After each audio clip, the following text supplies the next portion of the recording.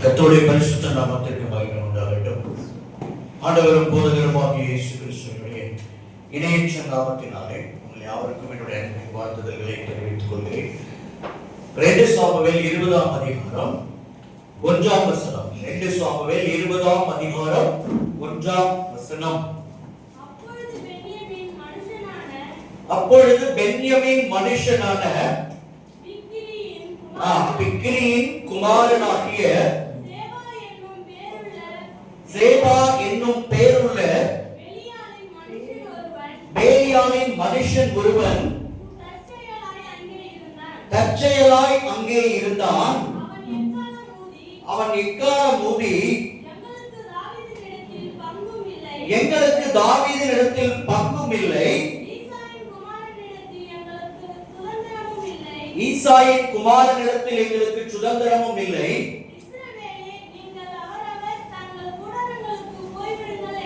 இஸ்ரவேலே நீங்கள் அவரவர் தங்கள் கூடாரங்களுக்கு போய்விடுங்கள் என்றார். தாவீது ராஜாவினுடைய வாழ்வில் ஒரு உபத்திரவ காலம் வந்தது. தாவீது ராஜாவினுடைய சிறு வயது முதல் பல்வேறு விதமான துன்பங்களை, சோதனைகளை தாவீது ராஜா அனுபவித்து வந்தார். ராஜாவான பிறகு மகன் அப்சலோமினால் தாவீது ராஜாவுக்கு பெரிய உபத்திரவம் ஒன்று வந்தது. அப்சலோம் தாவீதுடைய சிங்காசனத்தை பிடித்துக் கொண்டு தாவீது ராஜாவினிடத்தில் இருந்த இஸ்ரவேலினுடைய ராஜ்ய பாரத்தை எல்லாம் தன் பக்கம் திருப்பி தன்னை ராஜாவாக்கிக் கொண்டு ராஜாவையும் அவருடைய பல்வேறு மனைவிகள் மற்றும் பிள்ளைகளையும் நாட்டை விட்டு விரட்டினார். அப்பொழுது தாவீது ராஜா வெறும் காலும் தன்னுடைய தலையை உட்காரிட்டுக் கொண்டு அழுது கொண்டு அந்த தேசத்தை விட்டு தேசத்திற்கு அருகில் உள்ள வனாந்தரமாகிய காட்டிற்கு கடந்து போனார். கடந்து போன பிறகு கர்த்தருடைய கிருபையினால அவருடைய ராஜ்யபாரம் மறுபடியும் அவருக்கு கிடைத்தது. அப்சலோம் யோவாபினால கொல்லப்பட்டார். அதற்கு பிறகு தாவீது ராஜா தேசத்திற்கு திரும்பவும் வேலை வருகிறது. யூதா மக்கள் தாவீது ராஜாவை மறுபடியும் தேசத்துக்கு கூட்டிக் கொண்டு வந்து அரண்மனையில அரியணையில அவரை அமர்த்த வேண்டும் என்று எதிர்கொண்டு வருகிறார்கள். அப்படி எதிர்கொண்டு வரும் பொழுது இஸ்ரேல் மக்களுக்கும், அதாவது இஸ்ரேல் கோத்திரங்களுக்கும் யூதா கோத்திரத்துக்கும், யூதா கோத்திரம் என்பதும் இஸ்ரேல் இனத்துல தான் வருகிறது. ஆனாலும் ஆண்டவர் எப்பொழுதும் யூதா கோத்திரத்தை தனித்து வேறு பிரித்து விசேஷப்படுத்தி ஆசீர்வதித்தபடியினால இந்த யூதா கோத்திரம் என்பது எப்பொழுதும் விசேஷித்த விதமானதாக காணப்பட்டது. தாவீது ராஜாவும் அந்த யூதா கோத்திரத்தை சேர்ந்தவர் தான். அப்படி இருக்க ராஜா தன்னை வரவேற்பதற்கு யூதா குலத்தை சேர்ந்தவர்கள் முந்தி வரட்டும் என்று ரகசிய செய்தி அனுப்பினார். காரணம் என்ன அப்படின்னா, யூதா கோத்திரத்தை சேர்ந்தவர்கள் மட்டும்தான் தாவீதுக்கு இந்த உபத்திரவ காலத்தில் உறுதுணையாக நின்றார்கள். முதலில் தாவீதை ராஜாவாக்கினதும் யூதா கோத்திரத்தார் தான். சவுல் மரித்த பிறகு பெலிஸ்தியாவினுடைய கேகிலா என்கிற ஊரிலிருந்து யூதா தேசத்தைச் சேர்ந்த எப்பிரோன் என்கிற நகரத்திற்கு கர்த்தரால் தாவீது அனுப்பப்பட்டார். அப்படி அனுப்பப்பட்ட பொழுது யூதா கோத்திரத்தார் எப்பிரோனின் மேலே, தங்கள் மேலே முதன்முறையாக தாவீதை ராஜாவாக்கினார்கள். தாவீது தேவனாலே ராஜாவாக அபிஷேகம் பண்ணப்பட்டார். முழு இஸ்ரவேலின் மேலும் ராஜாவாக அபிஷேகம் பண்ணப்பட்டார். ஆனாலும் அவரால் எந்த கோத்திரத்தின் மேலும் ஏற்ற காலத்திலே ஆளுகை செய்ய முடியவில்லை. காரணம், சவுல் இன்னும் ராஜ்யபாரம் செய்து கொண்டிருந்தபடியால் அவர் தாவீதை இஸ்ரவேலின் எல்லைகளில் எங்கும் அவர் பிழைத்திருக்காதபடிக்கு அவரை துரத்திக் கொண்டே இருந்தபடினால் தாவீதும் அவரோடு இருந்த 600 பேரும் வனாந்தரங்களிலும் குகைகளிலும் கெபிகளிலும் கடைசியாக தாவீதினுடைய எதிரிகளாக எண்ணப்பட்ட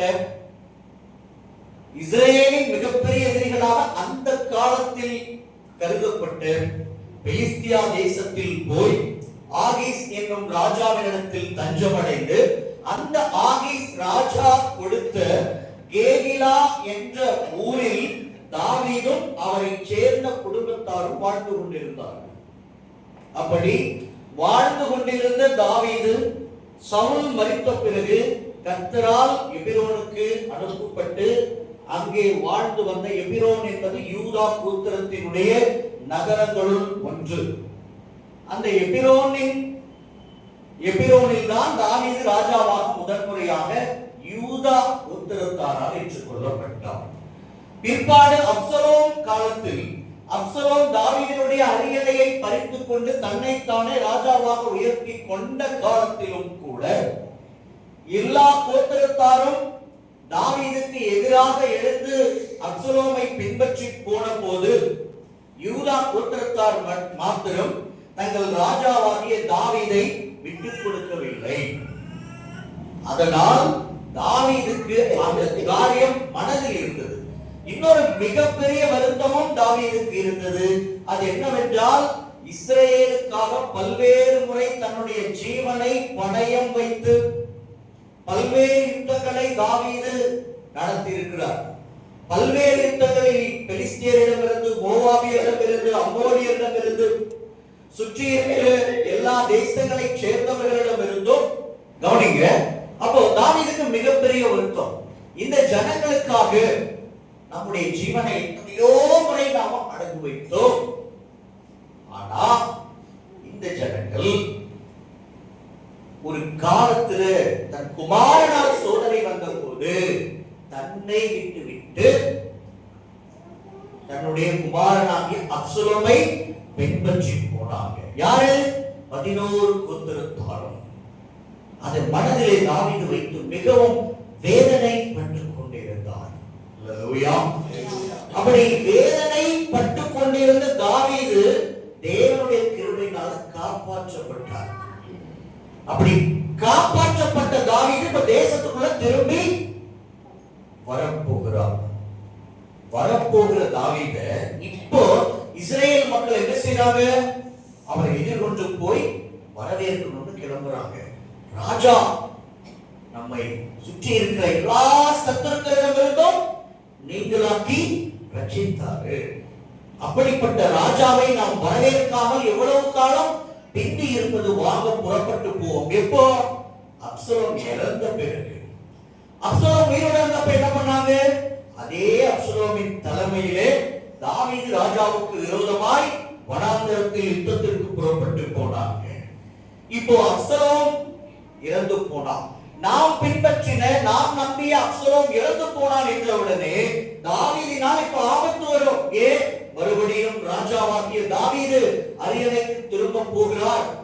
அப்படி அரியணைக்கு திரும்பினால் நமக்கு எதிராக எழும்புவார் என்கிற பயம் வந்த உடனே மறுபடியும் மனமாற்றம். உடனே இப்பதான் நன்றி எல்லாம் நினைவுக்கு வருது. ராஜா நம்முடைய சுற்றி இருக்கிற எல்லா சத்துருக்களுக்கும் நீங்களாக்கி ரட்சித்தாரு, அவரை நாம் போய் வரவேற்கணும். ஆனால் தாவீது இந்த மனமாற்றத்தை ஏற்றுக்கொள்ளவில்லை. அவர் மனம் வேதனைப்படுகிறார். உங்களுடைய வரவேற்பு எனக்கு தேவையில்லை, உங்களுடைய வரவேற்பு எனக்கு தேவையில்லை. ஏன் அப்படின்னா, இந்த நிலைமைக்கு வனாந்தரத்திற்கு நான் அனுப்பப்பட்டதற்கு காரணமே நீங்க தானே நன்றியை மறந்தீங்க. நீங்க தானே என்னுடைய குமாரனை பின்பற்றி நான் உங்களுக்கு எல்லா நன்மைகளையும் செய்ததையும் மறந்து போனீங்க. அப்படி இருக்க உங்களுடைய வரவேற்பு எனக்கு தேவையில்லை, நீங்கள் என்னை எதிர்கொண்டு வருவது எனக்கு விருப்பமில்லை என்று அவர் ஒரு செய்தி அனுப்பி வைத்தார். சகோதரர்களாகிய யூதா புத்திரத்தாருக்கு, நீங்கள் என் எலும்பும் மாம்சமுமானவங்க. நீங்க ஏன் பிந்தி போறீங்க? என்னை வரவேற்பதில், ராஜாவை வரவேற்பதில் நீங்கள் ஏன் பிந்தி இருக்கிறீங்க? இஸ்ரவேலர் உங்களை முந்திக் கொள்ள பார்க்கிறாங்க. அதனால நீங்க என்ன பண்ணுங்க? முந்தி புறப்பட்டு வந்து என்னை வரவேற்று தேசத்துக்கு கூட்டிக் கொண்டு போங்க செய்தி அனுப்புறார். உடனே யூதா புத்திரத்தார் புறப்பட்டு வந்து ராஜாவை வரவேற்க வருகிறார்கள். அவர்களுக்கு போட்டியாக இப்பொழுது மீதியான சீமேயி போன்ற ராஜா தேசத்தை விட்டு ஓடும்போது, துக்கத்தோடு ஓடும் பொழுது, பேலியாவின் மனுஷனே, ரத்த பிரியனே, சவுல் குடும்பத்துக்கு நீ செய்த துரோகம், அவர்களுக்கு சிந்திய ரத்தத்தை கர்த்தர் இன்னைக்கு உன்னிடத்துல பழி தீர்த்தார், சரி கட்டினார் என்று கற்களை எரிந்து தூஷித்த சீமேயி முதலாக இப்பொழுது எதிர்கொண்டு வருகிறான். ராஜாவின் மனதிலே இப்போ மகிழ்ச்சி இல்லை. அப்போ யூதா கோத்திரத்தாருக்கும் இஸ்ரவேலரான மற்ற எல்லா கோத்திரத்தாருக்கும் இடையே வாக்குவாதம் வந்துவிட்டது. நாம் எல்லாரும் ஒன்றுதானே, நாம் எல்லாரும் ஒன்று சேர்ந்துதானே ராஜாவினுடைய ஆளுகையில் இருந்தோம். ராஜாவை வரவேற்பதில் நீங்கள் எங்களை புறக்கணித்து விட்டு யூதா கோத்திரத்தார் மாத்திரம் உங்க கோத்திரத்தார் ராஜா எங்களுக்கு சொல்லி காட்டும்படி முந்தி போயிட்டீங்க அப்படின்னு ஒரு குற்றம் சாட்டுகிறாங்க. அப்ப இவங்க சொல்றாங்க, அப்படி இல்லை, ராஜா முதல்ல எங்களுக்கு தான் சொந்தம். காரணம், அவர் எங்களுடைய கோத்திரத்தை சேர்ந்தவர். அல்லேலூயா. நாங்க தான் முதல்ல எபிரோன்ல அவரை ராஜாவாக்கணும். முதல்ல 7.5 வருஷம் எங்களுக்கு தான் அவர் ராஜாவா இருந்தார். பிறகுதான் நீங்க அவரை ராஜாவாக ஏற்றுக்கொண்டீங்க. அதனால எங்களுக்கு ராஜாவிடத்தில் அதிக பங்கு உண்டு அப்படி என்று இவர்கள் சொன்னவுடனே இந்த மற்ற கோத்திரத்தாருக்கு கோபம் வந்துடுச்சு. அப்போ அவர் உங்க கோத்திரத்தார் அப்படின்னா அவர் உங்களை மாத்திரம் ஆளுகை செய்யட்டும், எங்களுக்கு அவர் எதற்கு என்று அவர்கள் நினைக்கும்படி இந்த பிக்ரியின் குமாரனாகிய சேபா என்கிற பென்யமீனன், நல்ல ஒரு விஷயத்தை நீங்க கவனிப்போம். பென்யமீனர்களுக்கு மனதுக்குள்ள ஒரு கோபம் தாவீது மேல எப்பவும் உண்டு. என்ன காரணம் அப்படின்னா, இஸ்ரவேலின் முதல் ராஜாவாகிய சவுல் பென்யமீன் கோத்திரத்தை சேர்ந்தவன். அப்போ இவர்கள் எல்லாரும் சேர்ந்து சவுலோடு உறுதுணையா இருந்து யுத்தங்கள் செய்து பராக்கிரமசாலிகளாக, தளபதிகளாக, அதிகாரிகளாக ராஜரீகம் பண்ணினாங்க. தாவீதினால இப்போ ராஜரீகம் யூதா கோத்திரத்திடம் போய்விட்டது. நம்ம கிட்ட இருந்த, நம்ம கோத்திரத்துக்கிட்ட இருந்த ஆளுகை இந்த ஆடு மேய்க்கிறவனாலதான் நம்மை விட்டு போயிடுச்சு. இதனால இயல்பாவே பென்யமீன் கோத்திரத்தாருக்கு தாவீது மேல ஒரு வன்மம். அந்த வன்மம் தான் சீமேயி மூலம் வெளிப்பட்டது. சீமேயி யாரு? அவன் ஒரு பென்யமீன் கோத்திரத்தான். கர்த்தர் அனுமதித்து ராஜாவுக்கு எதிராக ஒரு துரோகம் நிகழ்ந்து ராஜா எந்த தவறையும் செய்யல. ராஜா உண்மையாய் அப்சலோமை சிநேகித்தார், மன்னித்தார். அதற்கு தண்டனையா அப்சலோம் துரோகம் செய்த போது நாட்டை விட்டு ஜீவனை பறித்துக் கொண்டு ராஜா ஓடிய போது இந்த சீமேயிதான் கொடிய தூஷணமாய் ராஜாவை அவருடைய உபத்திரவனாலே தூஷித்தான். ஏன்? அவர்களுக்குள்ள வன்மம். நம்ம ராஜரீகத்தை நம்ம கோத்திரத்திடமிருந்து இவன் தானே பறிச்சுட்டு போனான், இவன் அழியணும் என்று அவர்கள் எதிர்பார்த்து கொண்டே இருந்தாங்க. ஒரு வாய்ப்பு கிடைக்காதா? மறுபடியும் பென்யமீனர்களாகிய நாம ராஜ்யபாரத்துக்கு வரமாட்டோமான்னு ஏங்கினாங்க. ஒரு வாய்ப்பு கிடைச்சது. கிடைச்ச உடனே இந்த பிக்ரியின் குமாரனாகிய சேபா சொல்றான், இதான் வாய்ப்பு.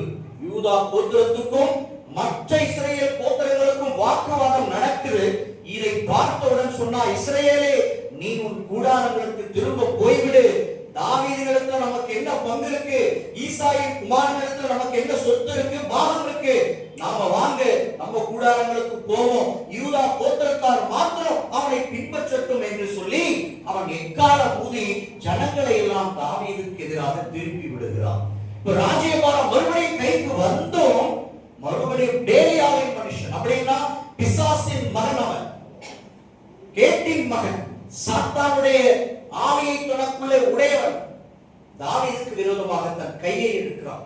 இதான் நேரம், ஜனங்களை தாவீதுக்கு எதிராக திருப்பி விடுகிறார். இதுதான் வாய்ப்பு என்று செய்த பொழுது இஸ்ரவேல் மக்கள் மறுபடியும் நன்றியற்றவர்களாக, திடமனதில்லாதவர்களாக மறுபடியும் தாவீதை விட்டு பின்வாங்கி 11 கோத்திரத்தாரும் அவரவர்களுடைய கூடாரங்களுக்கு போகிறார்கள். யாரை பின்பற்றி? இந்த பேலியாவின் மனுஷனாகிய சேவா என்கிற மனிதனை தங்கள் தலைவராக தேர்ந்து கொண்டு புறப்பட்டு போகிறாங்க.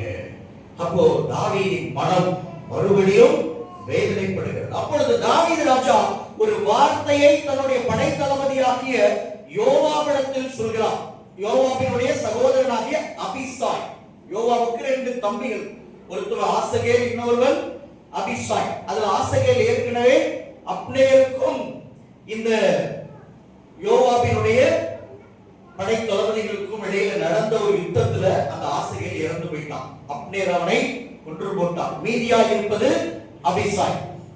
அந்த அபிசாய் கிட்ட சொல்றான் 20ஆம் அதிகாரம் 2 சாமுவேல் 20ஆம் அதிகாரம் 6ஆம் வசனத்திலே, அப்பொழுது தாவீது அபிசாயை பார்த்து, அப்சலோமை பார்க்கிலும் பிக்கிரியின் குமாரனாகிய சேபா இப்பொழுது நமக்கு பொல்லாப்பு செய்வார். அவன் அரணான பட்டணங்களில் வந்தடைந்து தம்முடைய கண்களுக்கு தப்பி போகாதபடிக்கு நீ உன் எஜமானுடைய சேவகரை கூட்டிக் கொண்டு அவனை பின்தொடர்ந்து போய் என்றார். 7ஆம் வசனம், அப்படியே யோவாபின் மனுஷரும் கிரேத்தியரும் பிலேத்தியரும் சகல பலசாலிகளும் அவன் பிறகாலே புறப்பட்டு பிக்கிரியின் குமாரனாகிய சேபாவை பின்தொடர எருசலேமில் இருந்து போனார்கள். இப்போ ராஜாவாகிய தாவீது முன்கூட்டியே எச்சரிக்கையாய் ஒரு வேலையை செய்கிறார். ஏன்? மற்ற கோத்திரத்தார் எல்லாரும் இப்போ சேபாவின் வசம் போயிட்டாங்க. யூதா கோத்திரத்தினுடைய ஜனத்தொகையை பார்க்கிலும் மற்ற கோத்திரங்களுடைய ஜனத்தொகை மிக அதிகம்.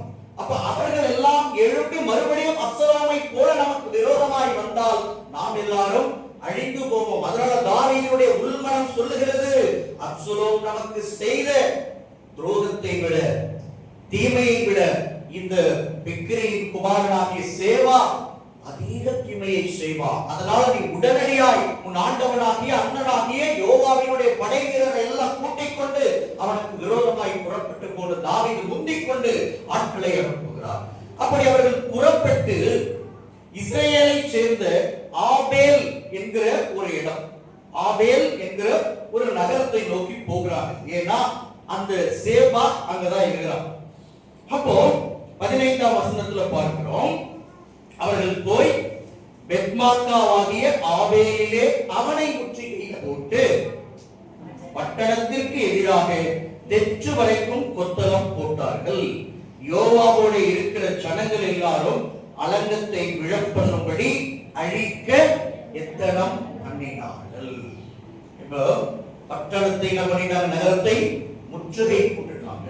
முற்றுகை போட்டு நகரத்தை அழித்தாவது அந்த சேவாவை இன்றைக்கு பிடித்தே தீரணும் என்கிற முடிவை எடுத்துட்டாங்க. இப்போ நாம லீதியா அப்படிங்கிற பெண்களுக்கான கூட்டத்தை தானே நடத்திட்டு இருக்கிறோம். நம்முடைய செய்தி சம்பந்தமே இல்லாம இருக்கே அப்படின்னு நீங்க சில பேர் நினைக்கலாம். சம்பந்தம் இருக்கு, இனிமேதான் இருக்கு. இப்ப நாம என்ன செய்யணும் அப்படின்னா பின் கதை சொன்னோம். பின் கதையை உங்களுக்கு விசாரிக்க பாருங்க.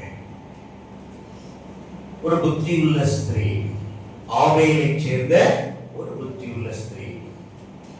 16ஆம் வசனம், அப்பொழுது புத்தியுள்ள ஒரு ஸ்திரீ பட்டணத்தில் இருந்து சத்தமிட்டு, கேளுங்கள் கேளுங்கள், நான் யோவாவோடே பேச வேண்டும். எல்லாரும் அப்படியே சேர்ந்து வாசிக்கலாமா?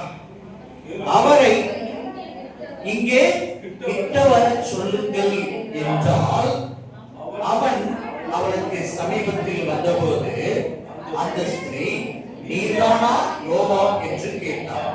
அவன் நான் தான் என்றான்.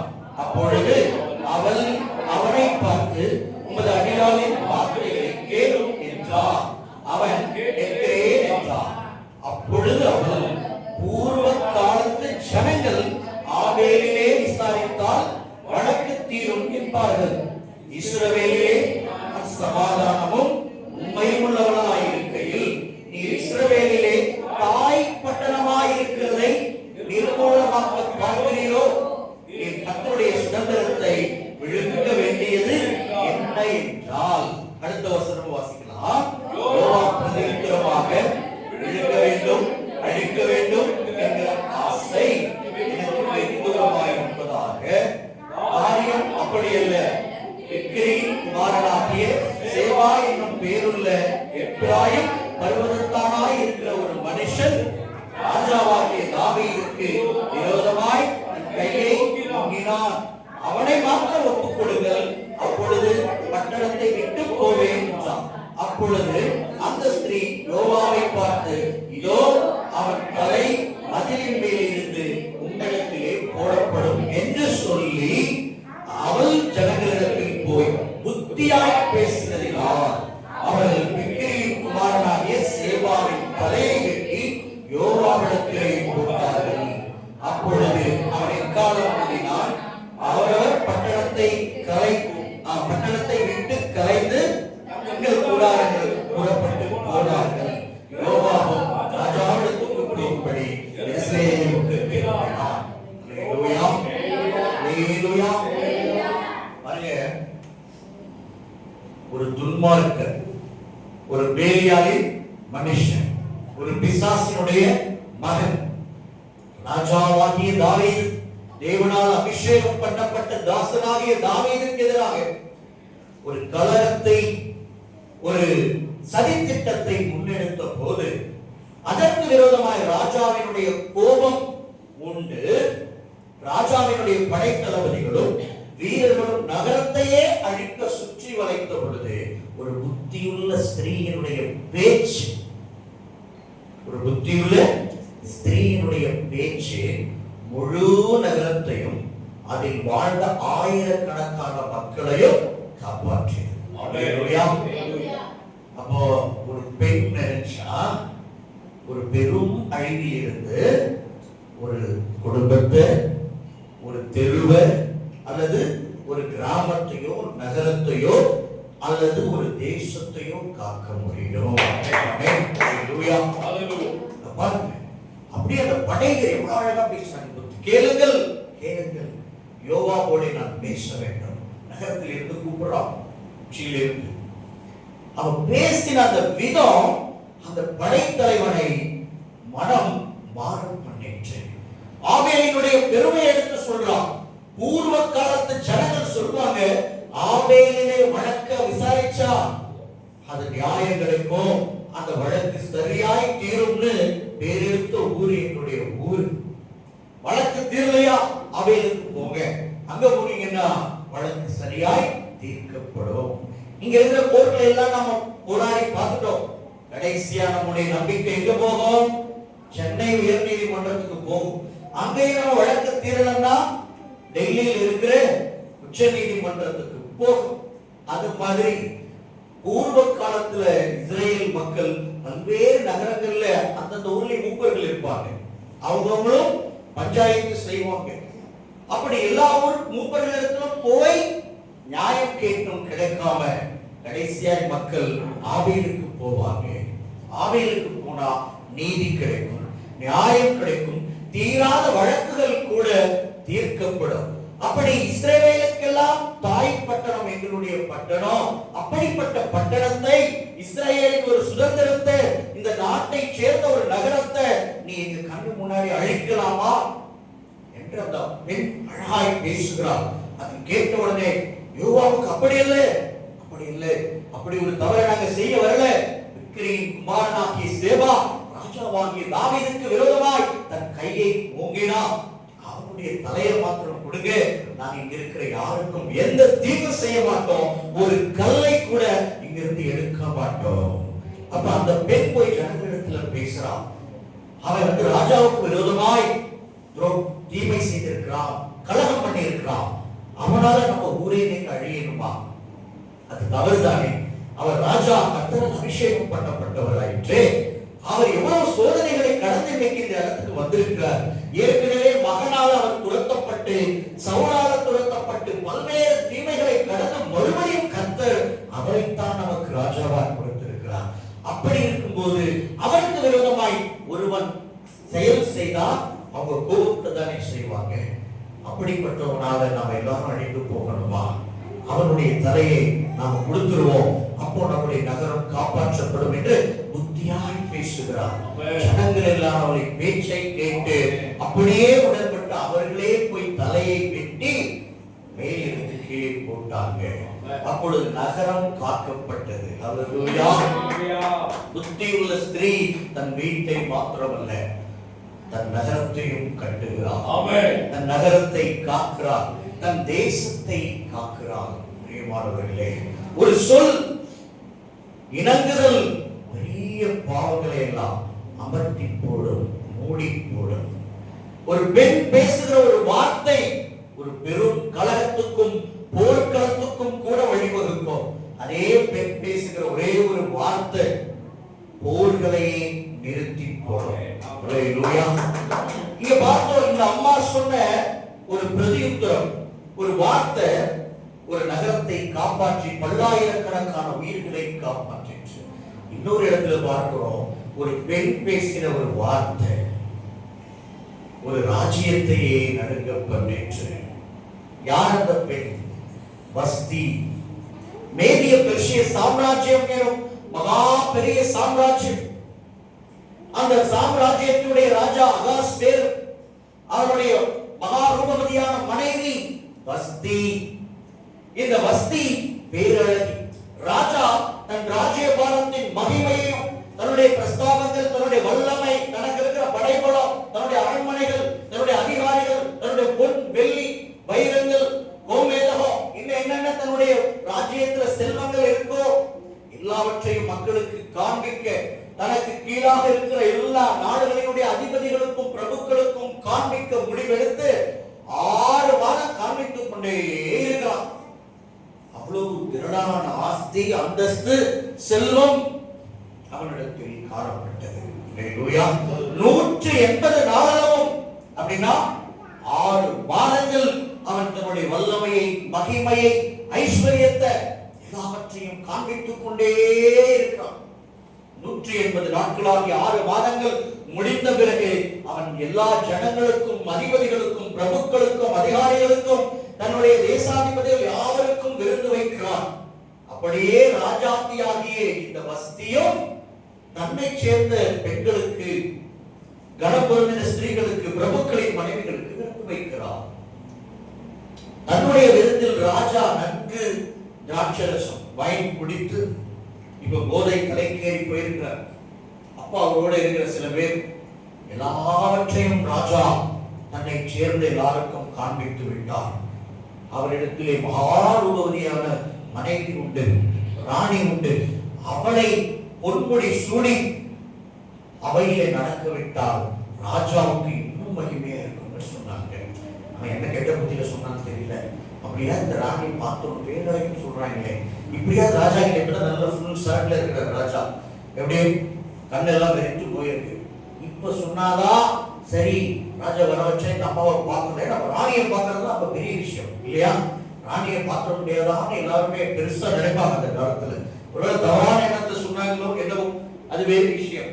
பட் ராஜா அது சரின்னு அவருக்கு நினைச்சு, சரி ராஜாத்தியாகிய வசதியை வரவழைங்க, குறிப்பிட்டு அனுப்புங்க என்று பிரதானிகளை அனுப்பி வைக்கிறார்.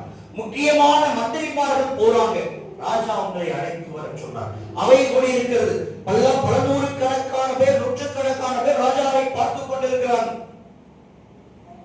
ராஜா என்றால் அது மேதிய பெர்ஷிய சாம்ராஜ்யத்தின் ராஜா சாதாரண விஷயம் கிடையாது. நூற்றுக்கணக்கான நாடுகள் அவர்களுடைய ராஜ்யபாரத்தின் கீழ் இருக்கு.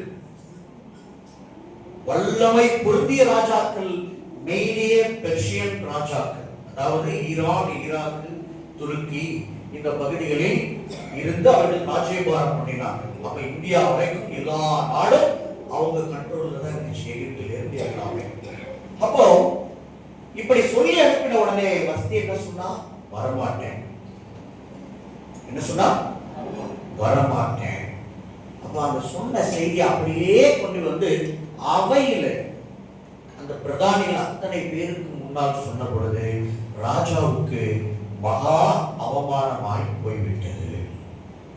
அத்தனை பேரும் பார்க்கிறாங்க, என்ன ராஜா சொல்லி அனுப்பி ராணி கொஞ்சம் கூட மதிக்கவே இல்லை. அப்போ வீட்டிலேயே மரியாதை இல்லையா? எப்படி இவர் 6 மாசம் கஷ்டப்பட்டு உலகத்துக்கெல்லாம் தான் பெரிய ஆள் காமிச்சார்.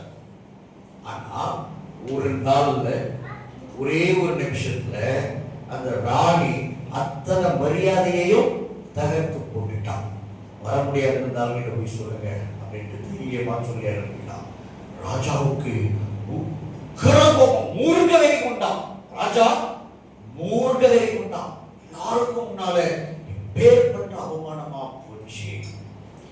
அப்போ கோபத்தோடு அவன் இருக்கும்போது பிரதானிகள் சொல்றாங்க, ராஜாத்தியாகிய வஸ்தி ராஜாவாகிய உண்மை அவமானப்படுத்தல, அவள் நம்முடைய ராஜ்ய வாரத்துல, ராஜாங்கத்துல இருக்கிற எல்லா ஆண் மக்களையும் அவமதித்தாள். அல்லேலூயா.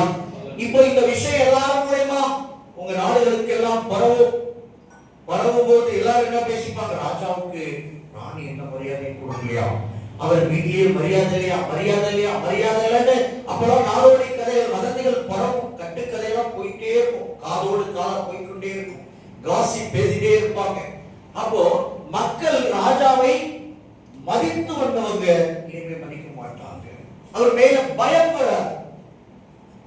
அந்த பயத்தை இந்த சின்ன காரியம் இப்ப போக்கிடுச்சு. பயம் போயிடுச்சுன்னா சட்டதிட்டங்களை மதிக்க மாட்டாங்க. ஆமா, இவரு ஒரு பொண்டாட்டியே இவரை மதிக்கல, இவருக்கு நாங்க மரியாதை கொடுக்கணுமா அப்படின்னு ஒரு அசட்டை, எரிச்சல் விளையும். கேட்கிறவங்க அவங்க வீட்டில் இருக்கிற பெண்கள் அவங்களுடைய கணவன்மார்களை மதிக்க மாட்டாங்க. ராஜாவே ராணி மதிக்கல, நீ என்ன பெரிய ஆளு, நீ என்ன ராஜாவா, அவருக்கே மரியாதை நான் மதிக்கணும். இது ஒரு மேலிருந்து கீழ் வரைக்கும் பாதிப்பை உண்டாக்கும்னு பிரதானிகள் எடுத்து சொல்றாங்க. அப்ப என்ன செய்யலாம் அப்படின்னா, மேரிய பெர்சிய ராஜ்யத்தினுடைய மாறாத பிரமாண சட்டத்தின்படி வஸ்தி இனி ராஜாவாகிய அகாஸ்வேருவுக்கு முன்பாக வரக்கூடாது என்றும், அவளுடைய ராஜஸ்திரீ ஸ்தானத்தை பட்டத்தை அவளை பார்க்கிற உத்தமையாகிய வேறொரு ஸ்திரீக்கு கொடுப்பது என்றும் ராஜா தன்னுடைய ராஜ்யமாகிய மேதிய பெர்சிய சாம்ராஜ்யத்துடைய மாறாத பிரமாண சட்டத்தின்படி கையெழுத்திட்டு முத்திரை வைத்து வஸ்தியை தள்ளிவிட வேண்டும் என்று அவருக்கு ஆலோசனை சொன்னார்கள். ராஜாவுக்கு அந்த காரியம் மிக சரியானதாகப்பட்டது. அப்படியே செய்து வஸ்தியை அவள் ஸ்தானத்தில் இருந்து தூக்கி எறிந்து போட்டார்கள். அல்லேலூயா. வரமாட்டேன் அப்படிங்கிற ஒரே ஒரு வார்த்தையிலே வஸ்தி விழுந்து தன் ஸ்தானத்தை விட்டு தள்ளப்பட்டு போனார். ஒரு ராஜ்யமே கலங்கியது. ராஜா பல நாள் அதை நினைத்து நினைத்து நினைத்து உக்கிர கோபம் கொண்டு கொண்டே இருந்தான். அதற்கே பல நாள் ஆச்சாம். ராஜாவினுடைய உக்கிரம் தணிந்த போதுதான் வஸ்தியை குறித்து சொல்லப்பட்டதையும் நிறைவேற்றப்பட்ட தீர்மானத்தையும் நினைத்து பார்த்து வேறொரு ஸ்திரீயை அவளுக்கு கொண்டு வரணும்னு அன்னைக்கு அவையில முடிவெடுத்தோமே, அதை இப்போ நாம செயல்படுத்தலாம்னு அந்த உக்கிரம் தணிந்த போதுதான் அவன் முடிவுக்கு வந்தான். அப்போதான் அவனுடைய வாழ்வில் எஸ்தர் கடந்து வந்தான். இந்த வஸ்தி எஸ்தர் ரெண்டு பேருடைய கேரக்டரிஸ்டிக்ஸ் நம்ம பார்க்கணும். பாருங்க, ஒரு பெண்ணால ஒரு பிரச்சனை, அந்த பெண் தள்ளப்பட்டு போறான். அந்த இடத்துக்கு கர்த்தருடைய மகள் ஒருத்தி உள்ள அமர்த்தப்படுகிறான். அவளுக்கு ஒரு சித்தப்பா இருக்கான். அவன் பேர் என்ன? மொர்தெகாய். மொர்தெகாயை பார்க்கும்போது நமக்கு ரொம்ப பெரிய நீதிமான் மாதிரியே தெரியும் இல்ல? இன்னைக்கு ஒரு கர்த்தர் ஒரு காரியத்தை வெளிப்படுத்தினார். என்ன அப்படின்னா, மேலான அதிகாரம் எதையும் மதிக்க வேண்டும் என்பது கர்த்தருடைய சட்டம். ஆனால் நாங்க சொன்ன பாருங்க, ஒரே ஒரு பெண்ணுடைய பேச்சு ஒரு நகரத்தின் மக்களை எல்லாம் காப்பாற்றியது. ஆனா மொர்தெகாய் என்கிற மனிதனுடைய அகந்தையோ ஆணவமோ கீழ்ப்படியாமையோ ஒட்டுமொத்த யூத குலத்துக்கும் வினையை கொண்டு வந்தது. ராஜா ஒருவனை உயர்த்துகிறான். ஆமான் என்கிற ஒருவனை அவனுடைய ஸ்தானத்தை உயர்த்தி வைக்கிறான். அப்போ அவனை மதிக்க வேண்டியது நம்முடைய கடமையா இல்லையா? கடமை. நிச்சயமாக துன்மார்க்கனோ நீதிமானோ, ஏன் அதுவே ஒரு கர்த்தரை அறியாத ஜனங்களுடைய தேசம் தான் எது? மேதிய பெர்சிய சாம்ராஜ்யம் என்பது. நாமே அங்க சிறைப்பட்டு போயிருக்கிறோம். இது எங்க எப்ப நடக்குது? 70 வருஷ சிறையிருப்பின் காலத்துல நடக்குது. நீயே ஒரு அடிமை, சிறைப்பட்டு அங்கே போயிருக்கிற. அங்க போன இடத்துல ராஜா ஒருவனை உயர்த்தி அவன் ஸ்தானத்தை உயர்த்தி வைக்கிறான். தன் சிநேகிதனாய் அவனை மதிக்கிறான். அவனை எல்லாரும் நடுங்கி வணங்குகிறாங்க. அப்போ இவருக்கு ரெண்டு சாய்ஸ். ஒண்ணு, இவரும் எல்லாரையும் கூட அந்த ஆமானை வணங்கி இருக்கலாம், அல்லது இப்படிப்பட்ட ஒரு துன்மார்க்கனை ஒரு யூதனாகிய நான் வணங்குவதா என்று இவர் நினைத்திருந்தால், அந்த மனிதன் அரண்மனைக்கு வரும்போதெல்லாம் இவர் அவன் பார்வையில் இல்லாம எங்காவது ஓரமாய் ஒதுங்கி இருக்கலாம். செய்திருக்கலாமா? கண்டிப்பா செய்திருக்கலாம். ஒண்ணு வணங்கி இருக்கணும். எல்லா யூதர்களும் வணங்கி இருப்பாங்க தானே? அப்போ வணங்கி இருக்கணும். சரி, வணங்க விருப்பம் இல்லையா? அப்ப எஸ்தரும் சேர்ந்துதானே வணங்கி இருப்பாங்க. நல்லா யோசிச்சு பாருங்க. எஸ்தர் யாரு? ராஜாத்தி. ஆமானை எஸ்தரும் தானே மதிச்சிருப்பாங்க. பிடிக்குதோ பிடிக்குதோ, ஏன்னா ராஜாவே அவனை கனம் பண்ணுகிறார், மதிக்கிறார், நம்புகிறார். இப்ப அதை நாம ஏற்றுக்கொண்டுதான் ஆகணும். ஒருவேளை சரியில்லாத ராஜாவை தேவையில்லாம நம்பிக்கிட்டு இருக்கிறாரு அப்படின்னாலும் ஏற்ற காலம் வரும்போதுதான் அதை சரி செய்ய முடியும். இப்போதைக்கு ராஜ கட்டளை என்ன? அதை மதிக்கணும். அதுவும் மேதிய பெர்ஷியாவில் ராஜாவுடைய கட்டளையை மதிக்கலன்னா தலை துண்டிக்கப்படும், தூக்கில் போடப்படுவாங்க. அது ராணியாகவே இருந்தாலும் அவங்களுடைய சட்டம் கடுமையான. இதெல்லாம் உனக்கு நல்லா தெரியும் இல்ல? அவன் வரான், உனக்கு புரியுது இல்ல? நீதான் பெரிய பரிசுத்தவான், யூதனாச்சே, நான் யாரையும் வணங்க மாட்டேன். உன்னை யார் எதில் உட்கார சொன்னது? ஏன் அரண்மனையிலே தான் உட்கார்ந்து இருக்கியா? எப்போ பாரு அரண்மனையில தான் முருதைகாய் உட்கார்ந்து இருப்பான். பாருங்க, நம்ம செய்யற ஒரு தனி மனிதனுடைய தவறு ஒரு இனத்துக்கே பிரச்சனையை உண்டாக்குது. ஒரு பெந்தகோஸ்தேக்காரர் இந்த ஊர்ல இருக்கிற ஒரு நல்ல பெரிய ஒரு அதிகாரத்தில் இருக்கிற மனிதனை திட்டமிட்டு அவமதிச்சா, அந்த அதிகாரத்தில் இருக்கிற யார் மேல தனிப்பட்ட மேல கோவப்படாது, அவர் ரேஞ்சுக்கு தான் அவர் கோவப்படுவார். ஏன் ரேஞ்சுக்கு ஒருத்த மேலே நான் கோவப்படுறது? அவர் என்ன நினைப்பாருன்னா, இந்த பெந்தகோஸ்தே கிறிஸ்தவர்கள் அப்படின்னாலே ஆணவம் பிடிச்சவங்க. இந்த கோவம் எங்க எதிரொலிக்கும்? அங்கு மற்ற பாஸ்டர்களுக்கு எதிராக மற்றவர்கள் போய் ஏதாவது சலுகை கேட்பாங்க. ஐயா, எங்களுக்கு ஒரு கல்லறை கொடுங்க, அல்லது எங்களுக்கு ஒரு திட்டத்தை நிறைவேற்றி கொடுங்க அப்படின்னு பேசினா இந்த ஆளுக்கு யாரோ ஒருவன் அவமதித்ததுதான் மனசுல இருக்கும். அப்ப நம்ம ஆட்களை வெறுப்பாய் பார்ப்பாங்க. ஆமானுக்கு எதிராக முருதைகாய் தினந்தோறும் அப்படியே உட்கார்ந்திருக்கார், சிலை மாதிரி. எல்லாம் குனிந்து வணங்குறாங்க, எல்லாரும் வணங்குறாங்க. அந்த மாபெரும் மாளிகைக்கு அவன் வரும்போதெல்லாம் நாடே வணங்குது. ராஜாவே அவனை மிகப்பெரிய அளவில் கனம் பண்ணுகிறான். ஏன்னா ராஜாவுக்கே கொடுக்கிற அளவுக்கு இவரிடத்துல செல்வம் மண்டி கிடக்கு. ஜஸ்ட் லைக் தட் சொல்றான். ராஜாவே இந்த காரியத்துக்கு செலவாகிறத 15,000 தாலந்து வெள்ளி எல்லாம் வச்சு நான் கொடுத்துறேன், 10,000 கோடியை நானே கொடுத்துறேன், அலாட் பண்றேன். நீங்க இந்த ப்ராஜெக்ட் எடுக்க ராஜா, நான் உங்களுக்கு வந்து இத்தனை ட்ரில்லியன் கொடுக்குறேன். அப்படி இந்தியாவில் நமக்கு ஒரு பெரிய பிசினஸ் மேன் இருக்கிறார். அந்த பிசினஸ் மேன் எப்படி உயரத்தில் உச்சத்தில் இருக்கிறாரோ, நம்முடைய மேன்மை பதவியில் இருக்கிற ஒரு தலைவனுக்கு எல்லாரும் அவர் பேரை சொன்னாலும் இவர் பேர் தான் சொல்லுவாங்க. அந்த மாதிரி அந்த அலாஸ்டருக்கு இந்த ஆமா. அப்போ இவர் என்ன செய்யறாரு? யாரு வணங்கினாலும் சரிதான், நான் அப்படிதான் உட்கார்ந்துருப்பேன். அப்படியே தினந்தோறும் உட்கார்றான். அவன் கூணி குடுக்குறான், வீட்டுல போய் குழம்புறான், ராஜாத்தியே என்ன விருந்துக்கு கூப்பிடுறான், எல்லாரும் என்னை வணங்குகிறாங்க. ஆனால் யூதனாகிய அந்த முருதைகாய் என்னை வணங்காமல் தினந்தோறும் ஆணவமாய் அவமானமாய் ஒரு அசட்டை பண்ணி மரியாதை கொடுக்காம முகத்தை திருப்பும் போதெல்லாம் இந்த மரியாதை எல்லாம் எனக்கு ஒன்றுமே பெரிதாய் தெரியல. நான் கூணி குறுகிறேன், அவமானமாய் இருக்கு. என்னைக்கு இந்த பிரச்சனைக்கு முடிவு வருதோ அன்னைக்குதான் எனக்கு கிடைக்கிற மற்ற மரியாதைகள் எல்லாம் எனக்கு மகிழ்ச்சியை தரும் தன் வீட்டாரிடத்திலே பேசுகிறான். அதனுடைய விளைவு என்னவாகுது? சாத்தான் அவனை எடுத்து பயன்படுத்தி யூத இனத்துக்கு விரோதமாய் உலகம் எங்கும் வாழ்கிற யூதர்களை எல்லாம் ஒரே நாளிலே கொலை செய்ய வேண்டும் என்கிற சட்டத்தை, தன்னதிகாரத்தை பயன்படுத்தி இந்த ஆமான் உருவாக்குகிறான். அவர்களுக்கெல்லாம் அந்த வெளிநாட்டில் வாழ்ந்த யூதர்களுக்கு எல்லாம் ஆமான் யாருன்னே தெரியாது, உண்மையும் தெரியாது, யாரு முருதைகாயும் தெரியாது. நீ தனிப்பட்ட இடத்துல அவனை மதிக்காம போனதுக்கு உன் இனத்துக்கே பிரச்சனை வருகிறது. ஆனா நாம அந்த முருதைகாயை என்ன பண்றோம்? பெரிய யூதர்களை ரட்சித்தோம். யூதர்களுக்கு பிரச்சனையை உண்டு பண்ணவே அவர் தான். பிரச்சனையை உண்டு பண்ணிட்டு அவர் அப்புறம் ரட்சித்து என்ன பிரச்சனை? முதல்ல பிரச்சனையை உண்டு பண்ணாமல் இருக்கணுமா இல்லையா? பிரச்சனையை உண்டு பண்ணிட்டார். இப்பவும் யார் காப்பாற்றுகிறா? இவர் பிரச்சனையை உண்டு பண்ணிட்டு எஸ்தர் ராஜாத்தை மிரட்டுறார். நீ அரண்மனையில் இருப்பதனால நீ மாத்திரம் உன் வீட்டார் மாத்திரம் தப்பித்துக் கொள்ளலாம் என்று நினைக்கிறாயோ அப்படின்னு. கர்த்தர் தன்னுடைய ஜனத்தை காப்பாற்ற சகாயத்தை எங்க வேணா ஏற்படுத்துவார். அவர் ஏற்படுத்தி முடிச்சதுக்கு அப்புறம் உன்னுடைய வீட்டாரும் நீயும் சபிக்கப்பட்டவங்களா இருப்பீங்களே அப்படின்னு சொல்ற காரணமே இந்த ஆமான்.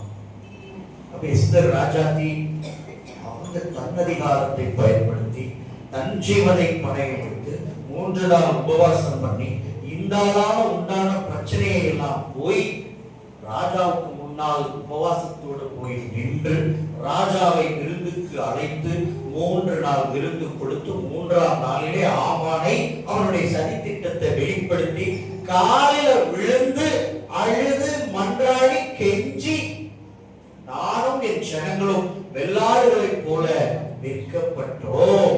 இதனாலே ராஜாவுக்கு உண்டாகிற நஷ்டத்தை யாராலும் ஈடு செய்யவே முடியாது. ஏன்? ராஜாத்தியாகிய நானே இதனால் மறிக்க போகிறேன் அப்படின்னு சொல்லி ராஜாத்தி பேசின பிறகுதான் ராஜாவின் மனம் நடந்ததை எல்லாம் அறிந்து அந்த திட்டத்தை மாற்றி அமைக்கிற உரிமையை இந்த எஸ்தர் மற்றும் மொர்தெகாய் இருவருக்கும் கொடுத்தார். அல்லேலூயா. அப்ப இந்த இடத்துலயும் ஒரு பெண் தான் ஒரு ஆணினால் தன் உறவினால தன் இனத்துக்கு உண்டான பிரச்சனையை தீர்த்து ஒட்டுமொத்த யூத குலத்தையும் காப்பாற்றினார். அல்லேலூயா. ஒரு ஆணால் அந்த இனமே அழிய வேண்டிய நிலைமை வந்தது. ஆனா இந்த பெண்ணினால்தான் அந்த இனமே காக்கப்பட்டது. பல நேரங்களில் நம்முடைய கணவன்மார்களால், நம்முடைய தந்தைகளால், அண்ணன்களால, தம்பிகளால பல்வேறு பிரச்சனைகள் நம்ம குடும்பத்துக்கு வரும். பல்வேறு பிரச்சனைகள், கஷ்டங்கள் நம்முடைய குடும்பத்துக்கு வரும். ஆனா ஒரு பெண் நினைச்சா அது எவ்வளோ பெரிய பிரச்சனையா இருந்தாலும், அதிகாரம் மிக்கவர்கள் நமக்கு விரோதமாக எழுப்பினாலும் சரிதான், ஒரு பெண் நினைத்தா சரியாய் திட்டமிட்டு கர்த்தரை சார்ந்து கொண்டு போய் பேசினால் தன் குடும்பத்தை அந்த பிரச்சனைகளை காப்பாற்ற முடியும். தன்னுடைய சகோதரனை, தன்னுடைய கணவனை, தன்னுடைய பிள்ளைகளை காப்பாற்ற முடியும். ஆண்கள் வாக்குறுதி கொடுத்தா யாரும் நம்ப மாட்டாங்க. ஆனா பெண்கள் போய் வாக்குறுதி கொடுத்தா கடன்காரங்க கூட நம்புவாங்க. காரணம், பெண்கள் சொன்னால் அந்த வார்த்தையை எப்படியாகிலும் நிறைவேற்றுவார்கள். கடன் கொடுக்கும்போது கூட ஆண்களை நம்பி யாரும் கொடுக்க மாட்டாங்க. நீங்க போயிட்டு உங்க சம்சாரத்தை கூட்டிட்டு வாங்க, 2 பேரும் நாளைக்கு வாங்க, பணத்தை அவங்க கையிலேயே தரேன். ஏன் அப்படின்னா இந்த பணம் டாஸ்மாக்கு போகுதோ, இல்ல எந்த பாருக்கு போகுதோ, இல்ல வேற ஏதாவது வைப்பாட்டி வீட்டுக்கு போகுதோ, இப்படித்தான் ஒரு ஆணுக்கு இன்னொரு ஆண் மேல சந்தேகம் வரும். ஆனா ஒரு பெண்ணை பார்க்கும்போது எல்லாருக்கும் ஒரு நம்பிக்கை வரும். பெண்கள் தங்கள் குடும்பத்தை உண்மையாய் நேசிக்கிறவர்கள், வார்த்தையிலே உண்மை உள்ளவர்கள், அவங்க ஒரு பணம் தங்க கையில் கிடைத்தா அதை வீணாக்க மாட்டாங்க. அவங்களுக்கு ஊதாரித்தனம் என்பது தெரியாது. இந்த நம்பிக்கை பொதுவாக உலகத்துல இருக்கு. எல்லாரும் அதன்படி நடந்து கொள்றாங்களா என்றால் இல்லை. ஆனால் பெரும்பான்மையானவர்கள் அந்த நம்பிக்கையை காப்பாற்றிக் கொண்டிருக்கிறாங்க. அல்லேலூயா. பாருங்க, வஸ்தியாய் பேசுவதும் எஸ்தராய் பேசுவதற்கும் வித்தியாசம் இருக்கு. வஸ்தியா பேசினா இருக்கிற மேன்மையான ஸ்தானத்தை இழந்துருவோம். எஸ்தராய் பேசினா இன்னும் ராஜாவாகிய கணவனுடைய நம்பிக்கையை பெற்று எதிரிகளுடைய அரண்மனை சாவியையும் பொறுப்பையும் சேர்த்து முத்திரை போடுகிற மோதிரத்தை ராஜா கொடுத்து, அப்ப என்ன அர்த்தம்? தன் ஸ்தானத்துக்கு ராஜா ராஜாத்தியாகிய எஸ்தரை கொண்டு வந்து விட்டான். Praise the Lord. ஹல்லேலூயா. இனிமே நீதான் இந்த முத்திரை மோதிரம் வச்சுக்கோ. முதல்ல யார் கிட்ட கொடுத்தா? ஆமான் கிட்ட கொடுத்தா. இப்ப யார் கிட்ட கொடுத்தா? எஸ்தர் கிட்ட கொடுத்துட்டான். அப்போ ராஜ்யபாரம் இப்ப யார் கண்ட்ரோல்ல வந்துருச்சு? எஸ்தருடைய கண்ட்ரோல்ல வந்துருச்சு. ஆமானுடைய அரண்மனை யார் கண்ட்ரோல்ல வருது? எஸ்தர் கண்ட்ரோல்ல வருது. எஸ்தர் தன்னுடைய தாழ்மையினாலே உயர்த்தப்பட்டார். ஆனால் வஸ்தி உயர்ந்த ஸ்தானத்தில் இருந்தவள் தன்னுடைய ஆணவத்தினாலே இணங்குதல் என்கிற செயல் அவரிடத்தில் இல்லாததுனால அப்படியே தலைகீழாய் வீழ்த்தப்பட்டான். இது இயேசு கிறிஸ்துவுக்கும் லூசிபருக்கும் அடையாளமாக இருக்கு. கர்த்தர் லூசிபரை உச்சத்தில் வைத்தார். அவன் இருமாப்பினாலே, கீழ்ப்படியாமையினாலே பாதாள பரியந்தம் தாழ்த்தப்பட்டான். அவன் தரையிலே வீழ வெட்டப்பட்டான். இயேசு கிறிஸ்துவோ அவர் தேவனுக்கு சமமாய் தான் இருப்பதை, தான் உயர்த்தப்பட்டதை கொள்ளையாடின பொருளாக எண்ணாமல் நம்மை தாமே தாழ்த்தி அடிமையின் ரூபம் எடுத்து மனுஷ சாயலானார். இந்த கேரக்டர் அப்படியே எஸ்தர் கிட்ட இருந்துச்சு. ஜீசஸ் கிறிஸ்துடைய கேரக்டர் அப்படியே எஸ்தர் கிட்ட இருந்துச்சு. தான் ராஜாத்தி ஆன போதும் ராஜாவின் தேவையே இல்லை. நான் ராஜாத்தி, நான் ராணி, நீ ராஜா, நான் எனக்கு முன்னால வந்து காலில் விழணும், நின்றுட்டு வேணா கேட்கிறேன். காலில் எல்லாம் விழணுமா? இந்த ராஜாத்தில விழுவாங்களா? ஆனா எஸ்தர் என்ன செய்தாங்க? காலில் விழுந்து கெஞ்சி மன்றாடினாங்க. தாழ்மையின் உச்சம். அந்த தாழ்மையின் உச்சம் தான் இஸ்ரவேலை, யூதா ஜனத்தை ரட்சித்தது. ஹல்லேலூயா.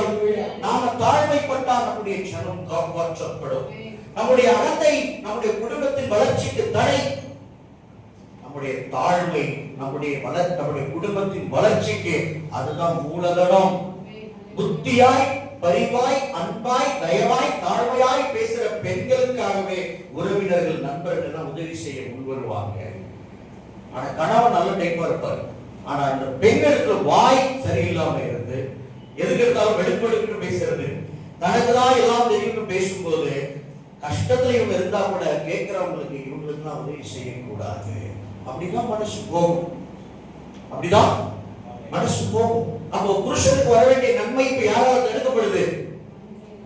மனைவியால். பிள்ளைகளுக்கு வர வேண்டிய நன்மை யாரால தடுக்கப்படுது? மனைவியால். அவர் நல்ல மனுஷனா இருப்பார், சாந்தமான சாந்த சுரூபின்வாங்கல்ல, எல்லாவற்றுக்கும் அமைதி, பொறுமை, சாந்தம், எதுக்கு எடுத்தாலும் சின்ன ஸ்மைல் அப்படி இருப்பார். ஆனா இந்த அம்மா எதுக்கு எடுத்தாலும் வெடுக்கு வெடுக்கு வெடுக்குன்னு பேசுறது, எல்லாரையும் தூக்கி எறிந்து பேசுவது. ஏன்? நாளைக்கே இந்தியாவுக்கு ராணியாவை போன்ற நினைப்பு. அதனால நீ எல்லாம் என்ன, நான் வந்து என்னை பத்தி உனக்கு தெரியும், நான் நினைச்சோம் அப்படியே கோட்டை கட்டுவேன், நாட்டையை திருத்துவேன், அப்படி வீட்டையை திருத்துவேன். ஒண்ணு இருக்கு, அகந்தை அதிகரிக்க அதிகரிக்க வறுமை தான் பிறக்கும். தரித்திரம் எங்கிருந்து பிறக்கிறது? இருமம், அகந்தை, ஆணவம், பெருமை. இது தரித்திரத்திற்கும் கந்தலுக்கும் தான் வழிவகுக்கும். தாழ்மையும் கீழ்ப்பிடிதலும் இருந்தால் ஐஸ்வர்யமும் கனமும் நம்முடைய வீட்டை தினந்தோறும் தட்டும். அல்லேலூயா. தலைமை பதவியில் இருக்கிறவங்களுக்கு முன்னால பேசும்போது நல்லா புரிஞ்சுக்கணும். நமக்கு நிறைய ஞானம் இருக்கலாம், புத்தி இருக்கலாம், அறிவு இருக்கலாம். நமக்கு மேல இருக்கிற அதிகாரிகள் இடத்துல, ராஜாக்கள் இடத்துல, தலைவர்கள் இடத்துல பேசும்போது நம்முடைய அறிவை எடுத்து நம்ம உடனே காண்பிச்சோம் அப்படின்னா அந்த இடத்துல இருந்து தள்ளப்படுவோம். நல்லா எப்போ புரிஞ்சுக்கணும். ராஜா அப்படின்னா வெறுமனே ராஜா நினைச்சிட்டாருங்க. தலைமைத்துவத்தில் இருக்கிற எல்லாருமே யார்தான்? ராஜாக்கள் தான். அவர் ஒரு அலுவலகத்தை நடத்துகிறவரா இருக்கலாம், ஒரு பள்ளிக்கூடத்தை நடத்துகிறவரா இருக்கலாம், கல்லூரியை நடத்துகிறவரா இருக்கலாம். குடும்பத்துக்கு யாரு ராஜா? கணவன்.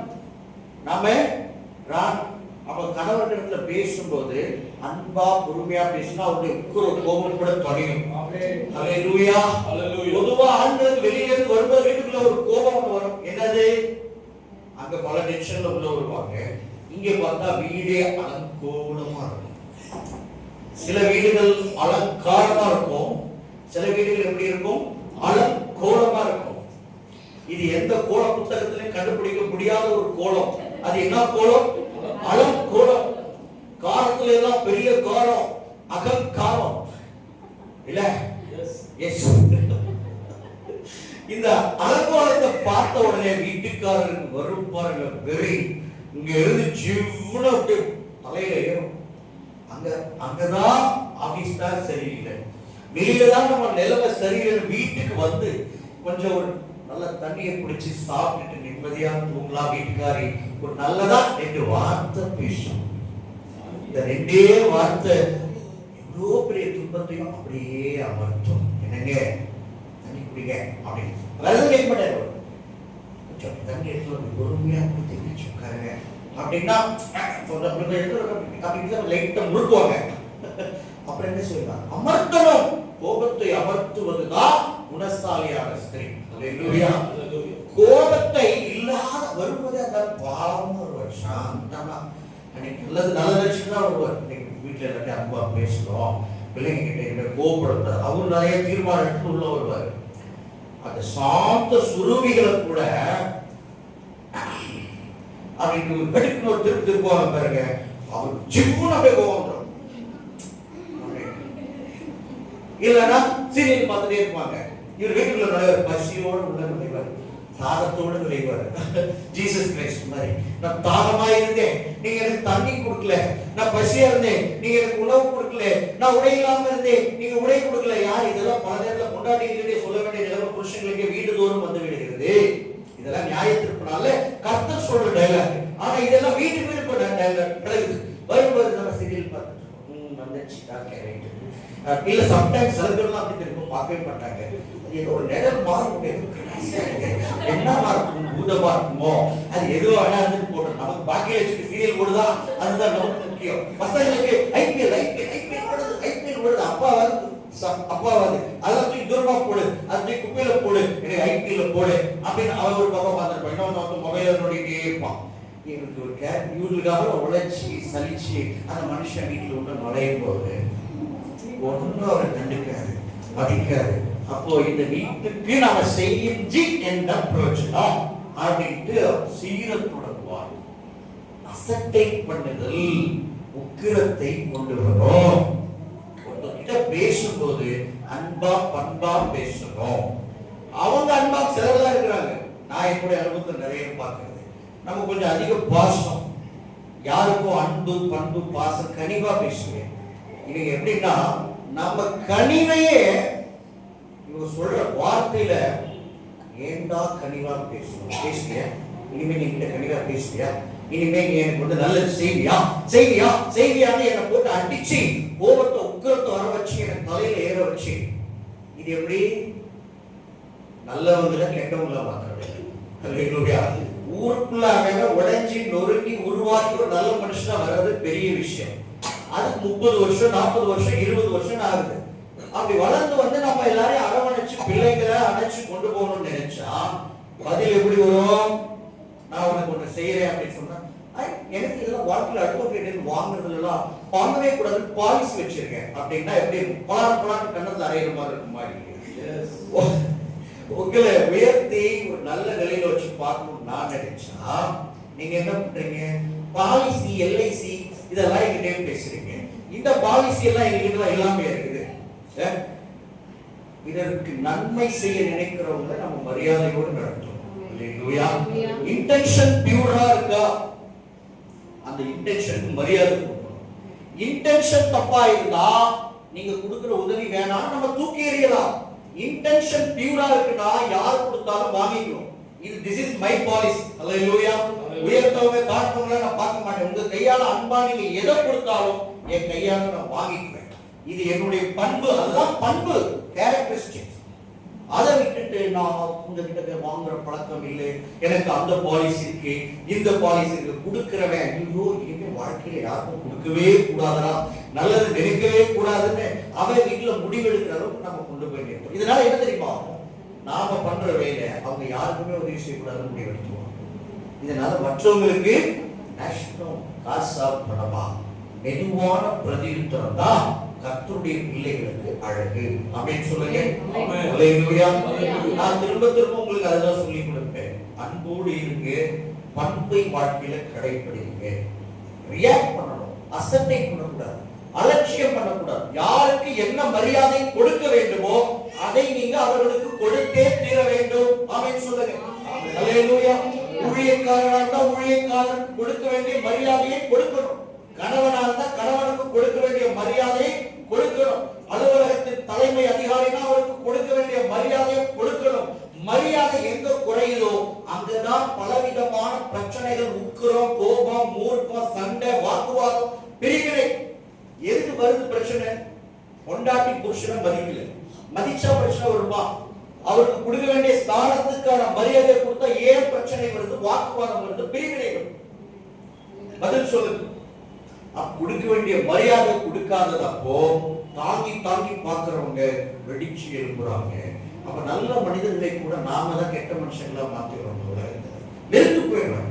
என்ன உலகம், யாருக்கு இது செஞ்சு பிரயோஜனம் இல்லை, இனிமே யாருக்குமே செய்யக்கூடாது. எல்லாரையும் பார்த்தா ஒரு சில பேர் கை கொடுத்துட்டே இருப்பாங்க, சிகிச்சை முகமா. அவங்களுக்கு மனசுல பல கஷ்டம் இருந்தாலும் அன்போடு ஆதரிப்பாங்க. நாம அவங்கள போய் அவமானப்படுத்தி என்ன பண்ணுவோம், அவன் முடிவெடுத்துவோம். இனிமே எவன் சிரிச்சாலும் சரிதான், நாம சிரிக்கவே கூடாது அப்படின்னு கொஞ்சம் வச்சுக்கோங்க. இல்ல இந்த டாக்ஸ் எல்லாம் இருக்கு, பிரிட்டிஷ் புல்டாக் இருக்கும், அது அப்படிதான் மூஞ்சி வச்சிருக்கும். அப்படி ஆண்களை சில பேர் நீங்க வீட்டுல போய் பாருங்களேன், இப்படியே இருப்பாங்க. ஏன் தெரியுமா? வீட்டுல பொண்டாட்டியும் மதிக்கிறது இல்லை, பிள்ளைங்களும் மதிக்கிறது இல்லை. அப்புறம் இந்த வீட்டுல தலையெழுத்து இதுக்கெல்லாம் நம்ம பெத்த கடமைக்கு கட்டின கடமைக்கு நாம இவங்களுக்கெல்லாம் வேலையை செஞ்சு இவங்களை வாழ வச்சு மரியாதை இல்லாம வாழ்ற வாழ்க்கை இருக்கு. போய் சேர்ந்தா கிளம்பா இருக்கும் அப்படின்னு தோணும். ஆமாடா இல்லைங்களா? நான் நேற்றே சொன்னேன், உங்களுடைய பண்புதான் துன்மார்க்கனை கூட நீதிமானாய் மாற்றும். உனக்கு சத்தமாய் கணவனுக்கு புத்தி சொல்ல அதிகாரத்தை ஆண்டவர் கொடுக்கல. போதகம் பண்ணுங்கிற அதிகாரத்தை பரிசுத்த ஆவியானவர் பெண்களுக்கு கொடுக்கல. உங்கள் கற்புள்ள நடவடிக்கையை பார்த்து, உங்களுடைய தாழ்மையை பார்த்து, உங்களுடைய கீழ்ப்படிதலை பார்த்து, உங்களுடைய உபத்திரவத்தை சகித்துக் கொள்ளுகிற தன்மையை பார்த்து, பாடுகளை நீங்கள் பொறுமையோடு ஏற்றுக்கொள்ளுகிற உங்களுடைய தன்மையை பார்த்து அவர் தானா ரட்சிக்கப்படுவார். நீங்க போய் பேசி பேசியே நான் அவரை ரட்சிப்புக்குள்ளே நடத்துவேன் அப்படின்னு சொன்னீங்கன்னா அப்புறம் அவர் வீட்டை விட்டு தப்பிச்சு ஓடி போயிடுவார். நான் சொல்றது புரியுதுங்களா? பேசி பேசிலாம் ரட்சிக்கலாம் முடியாது. ஏன்னா பேசுறது ரொம்ப ஈஸி, அதன்படி வாழ்றதுதான் ரொம்ப கஷ்டம். நான் சொல்றது புரியுதுங்களா? யாரையும் மனசுல வச்செல்லாம் பேசல. பலதார கர்த்தருடைய ஆவியாரும் வார்த்தைகளை தான் பேசுகிறேன், ஆலோசனையா தான் பேசுறேன். எச்சரிச்சோ உங்களை வந்துட்டு குற்றப்படுத்தியோ நான் பேசவே இல்லை. அப்படி யாரும் தயவு செய்து நினைச்சிடாதீங்க. உங்க வாழ்வின் நன்மைக்காக தான் கர்த்தர் என்னை பேச வைக்கிறார். பாருங்க, நார்த் இந்தியால ஒரு ஊழியக்காரன், ஒரு நடிகன், அவர் அடிப்படையில் ஒரு பாலிவுட் நடிகன். 70களில் சினிமாவில் நடிச்சவர், 60-70 சினிமாவில் நடிச்சவர். அகில இந்திய காங்கிரஸ் கமிட்டியினுடைய பொதுச் செயலாளராக இந்திரா காந்தி காலத்திலேயே இருந்தவர். இந்தியாவிலேயே புகழ்பெற்ற ஒரு கோவில், பிரம்மா அப்படின்னு ஒரு அவங்க சொல்லுவாங்க, சிவன் விஷ்ணு பிரம்மான்னு சொல்லுவாங்க. அந்த சிவனுக்கும் விஷ்ணுக்கும் எல்லா இடத்துலயும் கோவில் இருக்கும். பிரம்மாவுக்கு இருக்கிற ஒரே ஒரு கோவில் வடநாட்டில புஷ்கர் அப்படிங்கிற இடத்துல மட்டும்தான் இருக்கு, ஒரு பெரிய கோயில். அந்த கோயிலினுடைய தலைமை பூசாரியினுடைய மகன் அவர். நேரு குடும்பத்துக்கு மிகவும் நெருக்கமான குடும்பம்.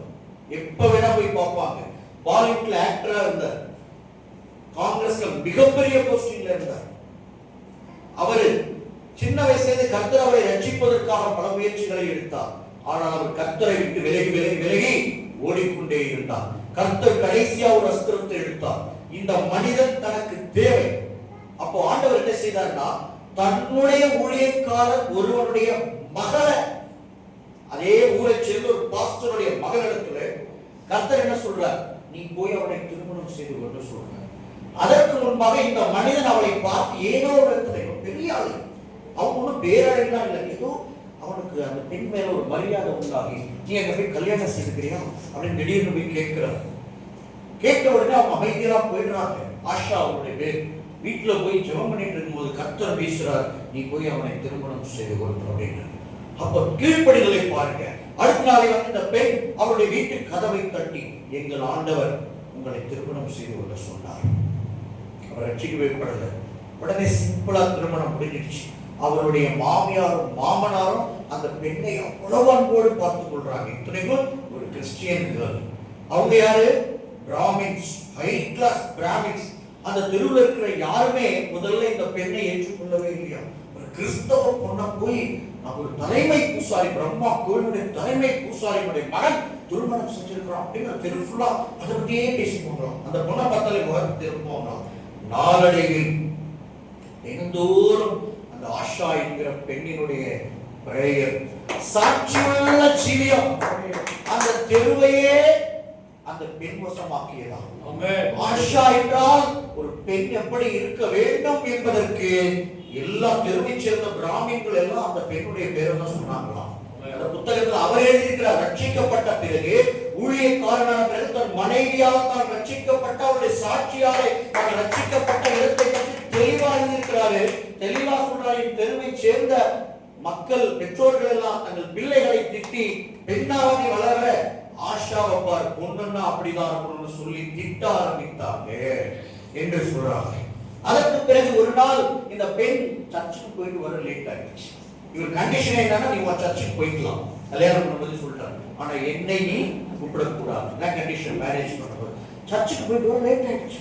உடனே இந்த மனிதன் கதவை தாழ் போட்டார். வெளியில உள்பக்க தாழ்பால் போட்டார். இந்த பெண் ராத்திரி எல்லாம் கடும் குளிர்ல விடிய விடிய விடிய வெளியிலே இருக்கிறாங்க. காலையில இந்த மனிதன் எழுந்து, ஐயோ என்ன காரியம் செய்யணும், தாழ்பாலம் போட்டு தூங்கியும் போயிட்டோமே, அவருடைய நிலைமை என்னாச்சுன்னு சொல்லி தாழ்பாலை திறந்தார்களாம். முழங்கால் படியிட்டபடியே அந்த பெண் ஒத்துனவுடைய காலத்தை அப்படியே இருந்தான். அந்த காரியம் அவருடைய மனதை முழுக்கிட்டு சின்ன சின்ன செயல்கள். இன்னும் ஒரு நாள் அந்த பெண் கர்த்தருடைய வார்த்தை சொல்ற ஒரு ஊழியக்காரர் நகரத்துக்கு வந்திருக்காரு. எப்படியாவது ஆபீஸ் முடிச்சுட்டு நீங்க வந்தவருடைய சந்தித்த கேளுங்களேன் ரொம்ப தொந்தரவு பண்ணிருக்கான். அப்போ இவருடைய கோபம் எந்த அளவுக்கு தலைக்கேறிச்சுன்னா, பூட்ஸ் காலால எட்டி அவங்க லேஸ் கட்டி விட்டுட்டு இருக்காங்க. பூட்ஸ் காலால எட்டி இந்த இடத்துல அதி வேகத்துல ஒரு உதைச்ச வேகத்துல அந்த பெண் சுருண்டு ஓடி போயிட்டு அங்க விழுந்தா. கழுத்துல இருந்து ரத்தம் அப்படியே பரவுது. அப்பா அவருடைய மாமியார் எல்லாம் ஓடி வந்தா, baby what happen to you, என்னாச்சு உனக்கு மாமியார் எல்லாம் ஓடி வந்த உடனே அந்த பெண் எழுந்து சொன்னாங்க. பெண் எழுந்து என்ன சொன்னாங்க அப்படின்னா, இல்ல தெரியாம கீழே விழுந்துட்டேன். என்ன சொன்னாங்க? தெரியாம கீழே விழுந்துட்டேன் ஆண்டி அப்படின்னு சொல்லிட்டு மறுபடியும் அப்படியே எழுந்து லேச கட்டி விட்டாங்களாம். அல்லேலூயா. அவர் அப்படியே திகைத்து போனார். இப்படி ஆஷா 13 வருஷம் பல்வேறு பாடுகளை தன் கணவனிடத்தில் அனுபவித்து கடைசியாக இதெல்லாம் ஒரு நாள் அவருடைய மனதிலே கர்த்தர் ஒரு பெரிய பாரத்தை உண்டாக்கி ஒரு நாள் அவர் கர்த்தரை ஏற்றுக்கொண்டார். சிறு வயதில் தன்னோடு படித்த பீட்டர் என்ற பேருடையவர்கள் கிறிஸ்தவர்கள் குடிப்பது, புகைப்பிடிப்பது, கெட்ட வார்த்தைகள் பேசுவது, தவறான வாழ்க்கை வாழ்வதை பார்த்து கிறிஸ்தவர்கள் மேலே இருக்கிற மரியாதையை போயிடுச்சு எழுதியிருக்கிறார். அப்போ ஒரு வார்த்தை சொன்னா, மலை பிரசங்கத்தை எனக்கு வேதத்தில் மிகவும் பிடிக்கும், ஆனால் ஒரு கிறிஸ்தவனாலும் கூட மலை பிரசங்கத்தை வாழ்ந்து காட்டவே முடியாது என்று அவர் தன் மனதில் தீர்மானம் எடுத்து, யார் மலை பிரசங்கத்தின்படி தன் வாழ்வில் வாழ்வதை நான் பார்க்கிறேன், அப்பதான் கிறிஸ்தவம் உண்மை என்று நான் நம்புவேன்னு சொன்னார். அது மட்டுமில்லை, காலேஜ்ல படிக்கும்போது பைபிள் எல்லாம் கொடுத்தார். ஆனா கடைசியில் எழுதியிருக்கிறாரு, என் மனைவி ஆஷாவினுடைய சாட்சியுள்ள ஜீவியத்தை பார்த்து மலை பிரசங்கம் என்பது உண்மை, கிறிஸ்து என்பவர் இருக்கிறார், மலை பிரசங்கத்தின்படி வாழ்கிற மனிதர்கள் கிறிஸ்தவர்கள் உண்டு என்று நம்பி கண்கூடாக என் மனைவியுடைய வாழ்க்கையை நான் மலை பிரசங்க வாழ்க்கையாக பார்த்தேன், இயேசு கிறிஸ்துவை ஏற்றுக்கொண்டேன். அதனால கணவனுக்கு போதகம் பண்ணாதீங்க. ஆண்களை நீ கணவனை விட்டு ஆண்களை அவமதிப்பது கர்த்தரை அவமதிப்பது. மனுஷன் தேவ சாயலினால உண்டாக்கப்பட்டான். தேவன் தன் சாயலின்படி முதலில் ஆணைத்தான் உண்டாக்கினார், பின்புதான் ஸ்திரீயை உண்டாக்கினார். அப்போ முதலாவது நாம ஆண்களுக்கு மரியாதை கொடுக்கணும். யாரை அவமதித்தாலும் கர்த்தரை தான் அவமதிக்கிறீங்க. நல்லா புரிஞ்சு ஆழ மனதிலே பதிந்து வைத்துக் கொள்ள வேண்டும். நம்முடைய பேச்சு பெரிய நஷ்டத்தில் இருந்து நம்முடைய குடும்பத்தை காப்பாற்றும்.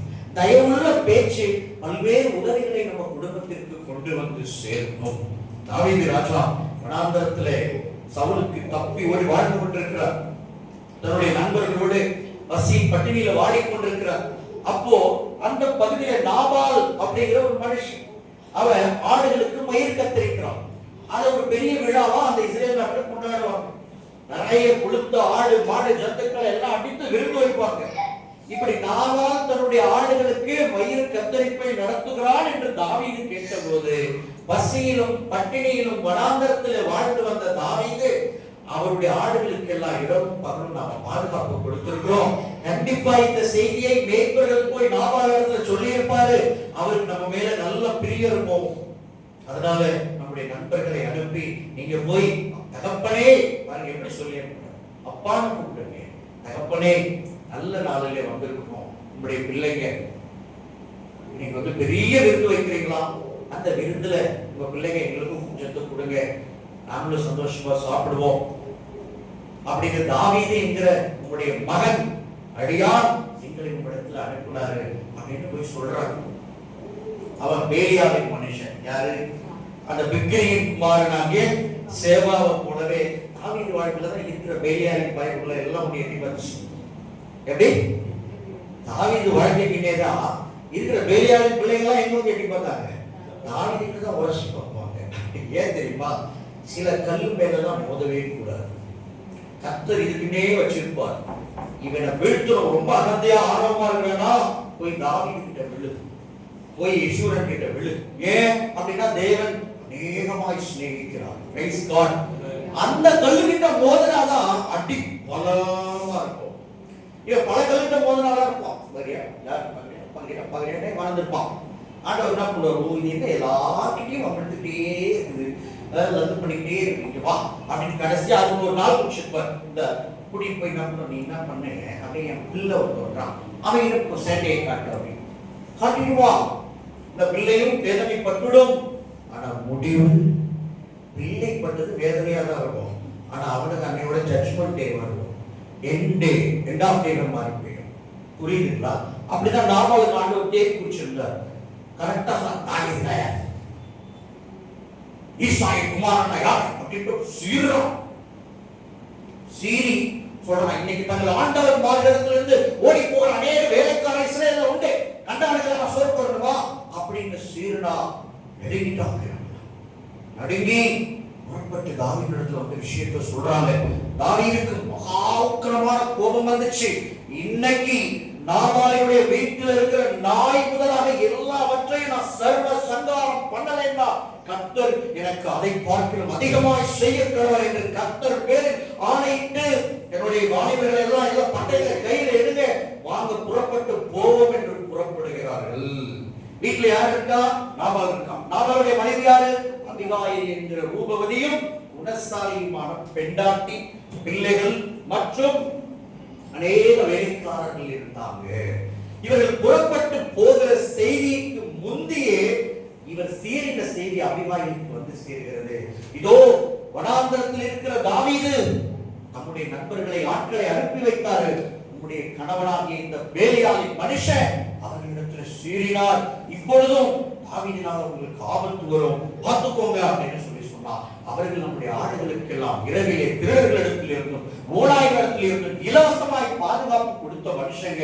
அவங்க போய் இந்த மனுஷன் எப்படி பேசிட்டார் அப்படின்னு எடுத்து சொன்ன உடனே அந்த பெண் வேக வேகமாய் செயல்படுகிறார். செயல்பட்டு உடனடியா அத்தி பல அடைகள், திராட்சை குலைகள், சாப்பாடு சமைச்சது எல்லாத்தையும் எடுங்க, வேக வேகமா எடுங்க, எடுத்து எல்லாவற்றையும் கழுதைகளின் மேல ஏற்றி வேகமா எதிர்கொண்டு போகிறார். ஏன்னா அவருக்கு நிச்சயமா தெரியும் தாவீது மகா கோபத்தோடு இப்ப புறப்பட்டு வந்து கொண்டிருப்பார். வந்தார்னா சர்வநாசம் பண்ணிடுவார். தாவீதுன்னா இஸ்ரவேலுக்கே தெரியும் மாவீரன். இஸ்ரவேலின் அத்தனை சின்ன பிள்ளைகளிலிருந்து பெரியவன் வரைக்கும் அத்தனை பேருக்கு தெரிஞ்ச பேரு தாவீது. மாவீரன் தாவீது சும்மா கிடையாது, இஸ்ரவேலின் தளபதி. அப்போ அவர் புறப்பட்டு வருகிறதை தன்னுடைய தீர்க்கதரிசன ஆவியினால் அறிந்து புறப்பட்டு எதிர்கொண்டு போய் அழகா அப்படி வளைந்து வர்றாங்க. நேரடியா தாவீதை பார்த்த உடனே அந்த பெண்ணுடைய தாழ்மையை அப்படியே வந்து முகம் குப்புற விழுந்து வணங்கி ராஜாவே ஆகல. அவர் ராஜாவே ஆகல. ஆனா இந்த பெண்ணுடைய விசுவாசத்தை பாருங்க, அவரை அவர் ராஜாவாகத்தான் பார்த்தார். கண்டிப்பா இஸ்ரவேலின் சிங்காசனத்துல உட்கார போறாங்க நம்பினா. நீங்க சிலரை எல்லாம் தீர்க்கதரிசன ஆவியில முன்கூட்டியே கணிச்சிட்டீங்க அப்படின்னா நீங்க அவங்கள கணிச்ச மனிதர்களோட கூட இருந்து பெரிய மனுஷங்களா இருக்கீங்க. Price God.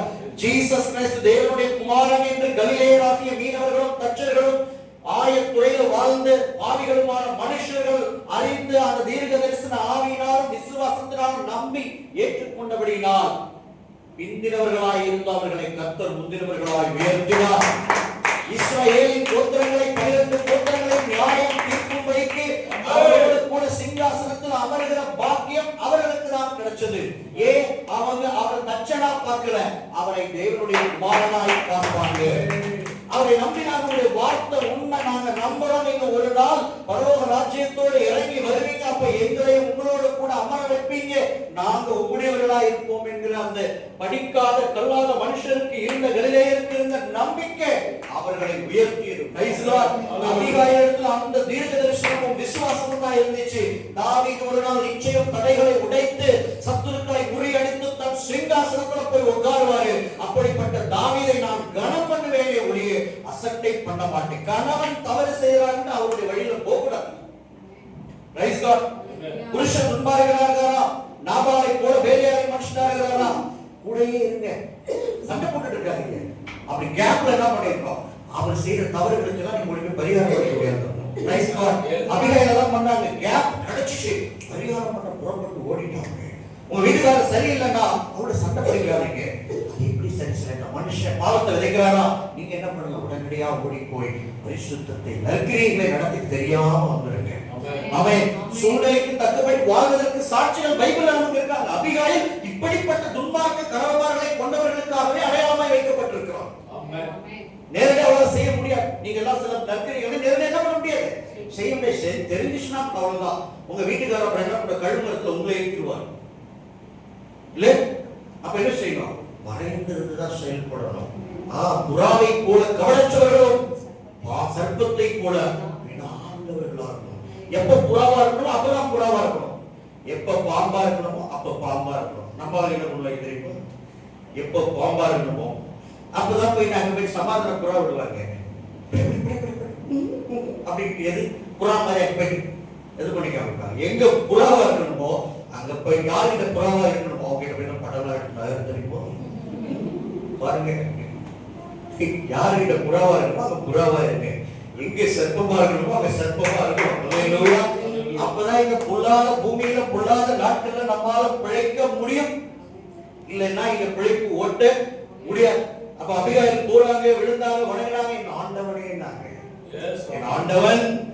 ஒரு புத்தியுள்ள ரொம்ப பைபிள் ரொம்ப பிடிச்ச அழகான சில பெண்கள் அபிகாயில் அந்த பேச்சு பாருங்க, எவ்வளவு அழகான வார்த்தை. நீ இஸ்ரவேலின் மேல் ஒரு நாள் நிச்சய ராஜ்குமாரி. அங்கே ஐசிச்சு அந்த அம்மா, அது ஐசில அப்படியே தாவீது அப்படியே மெல்டாயிட்டார். உபத்திரவத்தை ஓடிட்டு இருக்கிறோம், உயிரே கையில இருக்குமான்னு தெரியாத நிலைமையில இவன் என்ன சொல்லிட்டா, இஸ்ரவேலின் மேல கண்டிப்பா ஒரு நாள் ராஜா ஆவீங்க. அப்போ இந்த காரியம் இப்படி ஒரு குற்றத்தை சிந்தி ரத்தத்தை சிந்தி அந்த தேவையில்லாத அந்த ஒரு பிழை, அந்த கில்டி கான்ஷியஸ் குற்ற மனசாட்சி என் ஆண்டவனுக்கு எதுக்கு, என் ஆண்டவனுக்கு எதுக்கு, யாரும் வேணாம், நீங்க ராஜாவை போறவங்க போய் இவன் வேலையாளி மனுஷன், இவன் புருஷன்லாம் கிடையாது, நானே அவங்க ஒப்பு கூட்டிட்டு இருக்கிறேன் ஏதோ போகுது அப்படின்னு சொல்லிட்டு நீங்க அவெல்லாம் பெரிய ஆளா நினைச்சா அவங்க காலை வச்சு அவங்க நீங்க கொள்ளாதீங்க அப்படின்னு பேசுற பேச்சுல தாவீதுக்கு அப்படியே சர்வமும் அடங்கிடுச்சு. அதுக்கப்புறம் என்னாச்சு, மத்தே நாள்தான் நாபால் செத்து போயிட்டான். அபிகாயில் தாவீது கொண்டாடி ஆயிடுச்சு. இப்ப தாவீது மனைவி ஆகிறதுக்கு எங்க சந்திப்பு நடந்துச்சு, நல்ல உள்ளம். ஒரு தேவ மனுஷன் துக்கப்பட்டுட்டான், அவன் வேதனைப்பட்டுட்டான், அவனை வீட்டுக்காரர் அவமானப்படுத்திட்டாரு, நான் ஓடி போய் திருதுன்னு எப்படியாவது பார்த்துட்டு அவர் மனசை கூல் பண்ணி அவருக்கு ஒரு ஆசீர்வாதம் வாங்கிட்டு முடியாதே அப்படி ஓடினாங்க பாருங்க. அப்போ கர்த்தருக்கு தெரியும், 10 நாள் தான் ஜாப் போறான், உனக்கு அடுத்து தாவீதே கொடுத்தாரு. அவர் மனைவியாவே நீ சொன்னதே ராஜா ஆவ, நீ ராணி ஆகுமா, கூட போய் ராணியா ரெடியா இருக்கு. வீட்டுக்காரர் போறாரு, அவர் பார்சல் ஏபிடி பார்சல் ரிசீவர் அனுப்ப போறாரு பாதாளத்துக்கு. கர்த்தர் என்ன பண்ணிட்டாரு, நீ இருக்க வேண்டிய இடம் அது இல்ல, என் மகனோடயே போய் அவன் பக்கத்திலேயே இருந்து சொல்லிட்டு அங்கேயே ஒரு சீட்டை போட்டு வச்சுட்டார். பிரைஸ் காட், ஹல்லேலூயா. அதனால ஒரு பெண் நினைச்சா எப்பேற்பட்ட உக்கிர கோபத்தையும் அப்படியே தணிக்க முடியும். நம்முடைய வார்த்தையில தான் அது இருக்கு, நம்முடைய ஸ்மைல்ல தான் இருக்கு. அது ஸ்மைல் பண்றதுக்கு சில பிள்ளைங்களுக்கு தெரியாது, சிரிக்க கூடாத நேரத்துல சிரிச்சு வச்சுருங்க, சிரிச்சு அவமானப்படுத்தி அசிங்கப்படுத்தினா அதான் வெறி வந்துடும். புத்தி இல்லாம இல்லைங்க எங்க அம்மா தான் சொல்லி கொடுத்தாங்க எப்போ சிரிச்ச முகப்பாருன்னு சொல்லி, அதுக்கிட்ட அந்த கஷ்டப்பட்டு வீட்டுல அவமானப்பட்டு உட்காந்து இருக்கும் போது அப்படின்னு சிரிச்சு வச்சுருவீங்க, வெறி வந்துடும். மனுஷியானை எல்லாம் வீட்லயே நமக்கு பிசாசு எதிராக இருக்கு, நம்ம கஷ்டப்படுறத பார்த்து சிரிக்குதுன்னு அவருக்கு போவாங்க. அழுகிறவர்களோடு அழணும், சிரிக்கிறவங்களோட தான் சிரிக்கும். வீட்டுக்காரர் அழும்போது அவர் பக்கத்துல போய் என்ன பண்ணக்கூடாது, அப்படி சிரிக்க கூடாது. இல்ல இடுக்கன் வருங்கால் நகுக்கன்னு திருவள்ளுவர் சொல்லியிருக்கிறாரு. அதான் உங்களுக்கு இடுக்கன் வந்தது நாங்க நகுந்தோம் அப்படின்னு சொல்லக்கூடாது. நகுந்தோம்ல நகர்ந்து அந்த பக்கம் போயிருக்கேன், தயவுசெய்து போயிருக்கேன். அந்த ஆளோட இருக்கிற கோபத்தை அப்புறம் உங்களால தாங்க முடியாது. அப்புறம் நல்லா சிரிச்சிட்டு இருப்பார். இன்னைக்கு தான் வீட்டுக்கு அல்வா வாங்கிட்டு மல்லிகை பூலாம் வாங்கிட்டு புதுசா எல்லாம் ஜாலியா என் ஒய்ஃப் வந்து கூல் பண்ணணும், நீ சந்தோஷப்படுத்தணும் அப்படின்ட்டு அன்னைக்கு பார்த்து அழுத கொஞ்சம் என்ன அப்படின்னு கேட்டோம். எங்க அப்பாவை பார்த்து நல்லாச்சு அப்படின்னா ஒய்ஃபை பார்க்க போற சந்தோஷத்துல வந்தா அப்பாவை பார்க்கணும் அம்மாவை பார்க்கணும்ட்டு இவன் வந்து இது ஏன்னா கல்யாணம் பண்ணுற ஃபீல் கொடுத்து ஒரு போயிடுவாரு. ஸோ இதெல்லாம் பண்ணக்கூடாது. புரியுதுங்களா? புத்தியுள்ள பிள்ளைகளா இருக்குங்க. ஆனா நான் ரொம்ப பரிசுத்தமா ஜெபம் பண்ணிக்கிட்டே இருப்பேன், கல்யாணம் பண்ணிக்கூடாது. நான் சொல்றது புரியுதா? நல்லா புரியுது. கணவனுக்கு செய்ய வேண்டிய கடமைகளை செய்யணும். நிறைய பாஸ்டர் நிலைமை பரிதாபம், நிறைய சிஸ்டர் நிலைமை பரிதாபம். எப்ப பாரு ஜெபம் பண்றேன், எப்ப பாரு ஜெபம் பண்றேன். யோ எல்லாம் கல்யாணம் பண்ணாதே ஐயா, மத்த நடுராத்திரில போய் ஜெபம் பண்றேன். அப்ப ஏன் கல்யாணம் பண்ணேன்? அது யாரும் கேத்தலிக் ஃபாதர் இருப்பாங்க, சிபிஎம்ல இருப்பாங்க, அவங்க தான் நடுராத்திரில கல்யாணம் பண்றோம். கல்யாணம் பண்ணா ஒய்ஃபோட நிம்மதியா சந்தோஷமா இருக்கணும். அல்லேலூயா. அது கடமை. அதே மாதிரி மனைவி என்ன செய்யணும்? பரிசுத்தம் பரிசுத்தம் பரிசுத்தம். கல்யாணம் பரிசுத்தம் யார் சொல்லி கொடுத்தா? கல்யாணமே பரிசுத்தம் தான். உலகத்தினுடைய முதல் படைப்பே கணவன் மனைவி தான். அம்மா பிள்ளைய கர்த்தர் படைக்கல. அக்கா தம்பியா படிச்சாரா இல்ல அண்ணன் தங்கச்சியா படிச்சாரா? ஆதாம் ஏவாள் புருஷன் பொண்டாட்டியா தான் படிச்சார். பரிசுத்தமானது கணவனுக்குரியதை நிறைவேற்றணும், மனைவிக்குரியதை நாம நிறைவேற்ற, அது நம்முடைய கடமை. அதை விட்டுட்டு நான் ரகசிய வரைக்கு போறேன், அதனால இப்பவே நான் போய் ஜெபம் பண்ண போறேன். அதிகாலை ஜெபம், மதிய ஜெபம், சாயங்கால ஜெபம், ராத்திரி சப்பாத்தி வரும்போது ஜெபம், ஜெபம் ஜெபம் ஜெபம் ஜெபம் ஜெபம். வீட்டுக்காரர் கொஞ்ச நாள் கழிச்சு பார்த்தா வீட்டுல திடீர்னு ஆளே காணுங்க, எங்க வேற ஒரு செட்டப் கூட போய் சேர்த்துருக்காங்க. அப்புறம் அவங்க என்னதான் பண்ணுவாங்க? நீங்களே சொல்லுங்கப்பா. நம்ம நியாயம் செய்யாம அவரை ஏமாத்தணும் இல்லையா? அது ஒரு தவறு. நம் கடமையிலே நாம எப்பவும் என்ன செய்யணும்? உறுதியாக இருக்கணும். உலகத்தின் காரியங்களையும் நாம் கடமைகளையும் நிறைவேற்றணும், பரலோகத்தின் கடமைகளையும் நிறைவேற்றணும். Praise Lord. நீங்க அழைக்கப்பட்ட அழைப்பிலே நிலைத்திருங்க. உங்களை அழைக்கும் போது ஆண்டவர் கணவனோட தான் அழைச்சார் அப்படின்னா அதுதான் உங்களுடைய அழைப்பு. உடனே ரட்சிக்கப்பட்டேன், உடனே எங்க வீட்டுக்காரர்கிட்ட இப்பெல்லாம் சிரிக்கிறதே கிடையாது மாஸ்டர், இப்பெல்லாம் நான் வந்து டாக்டர் முகத்தை கொடுக்கறதே இல்லை, அந்த ஆள் சரியில்லை, அந்த ஆள் சரியில்லை, அதெல்லாம் கிடையாது. அழைக்கும் போது நீங்களே சரியில்லை. உங்களை ஆண்டவர் ரட்சிப்புக்குள்ள தான் உள்ள கொண்டு வந்து இப்ப நீங்களே பரிசுத்தமா இருக்கிறீங்க. இப்ப நீங்க பரிசுத்தமாயிட்ட உடனே கணவர் அசுத்தமா தெரியக்கூடாது. அப்படி பார்த்தா உங்க பிள்ளைகள் அசுத்தமா இருக்குமே. அவங்க எவ்வளவு அழகா சொல்றாங்க. அப்படி கிடையாது. உங்கள் பிள்ளைகள் உங்களாலே பரிசுத்தமாகும். ஆமென். கணவனை நாம் தான் பரிசுத்தப்படுத்தணும். நம்மளுடைய பரிசுத்தம் போதுமானது. ஓகே. உங்களுக்குன்னு ரட்சிக்கப்படுகிற நாள் ஒன்று உண்டு, பர்த்டே. உங்க வீட்டுக்கார கொஞ்சம் ஒன்னா வரும். அதாவது ஆவிக்குரிய ரட்சிப்பின் பர்த்டே என்பது மாறி மாறி வரும். அவர் ஒரு நாள் கிறிஸ்துக்குள்ள பிறப்பார், நீங்க ஒரு நாள் முன்னாடி பிறந்தீங்கன்றதுக்காக உடனே ரொம்பலாம் பண்ணக்கூடாது. கொஞ்சம் அடக்கி வசிக்கணும். போதுமென்ற மனதுடனே கூடிய தேவபக்தியே மிகுந்த ஆதாயம். திடீர்னு பரிசுத்தம் உச்சத்துக்கு போகும். அப்ப வீட்டுக்காரரை போட்டு அவமதிக்கிறது, திட்டுறது, சிக்ஷை பண்ணி எல்லாத்தையும் பண்ணிட்டு அப்புறம் கொஞ்ச நாள் அப்புறம் பரிசுத்த காணாமையே போயிடும். இப்ப வீட்டுக்காரர் திரும்பியே பார்க்க மாட்டார். தேவையாது சீரா பொறுமையோட போகணும். ஒரே சீரான ஓட்டம் தான் நல்லது. ரொம்ப உச்சத்துக்கு போகாதீங்க, ரொம்ப கீழேயும் போகாதீங்க. எல்லாத்துக்கும் லிமிட்டா அழகா அளவா டிராவல் பண்ணி பாருங்க. நிச்சயம் உங்க வீட்டுக்காரர் ரட்சிக்கப்படுவாங்க. ஆமென். அல்லேலூயா. முடிச்சிடலாம். என்ன சொன்னேன்?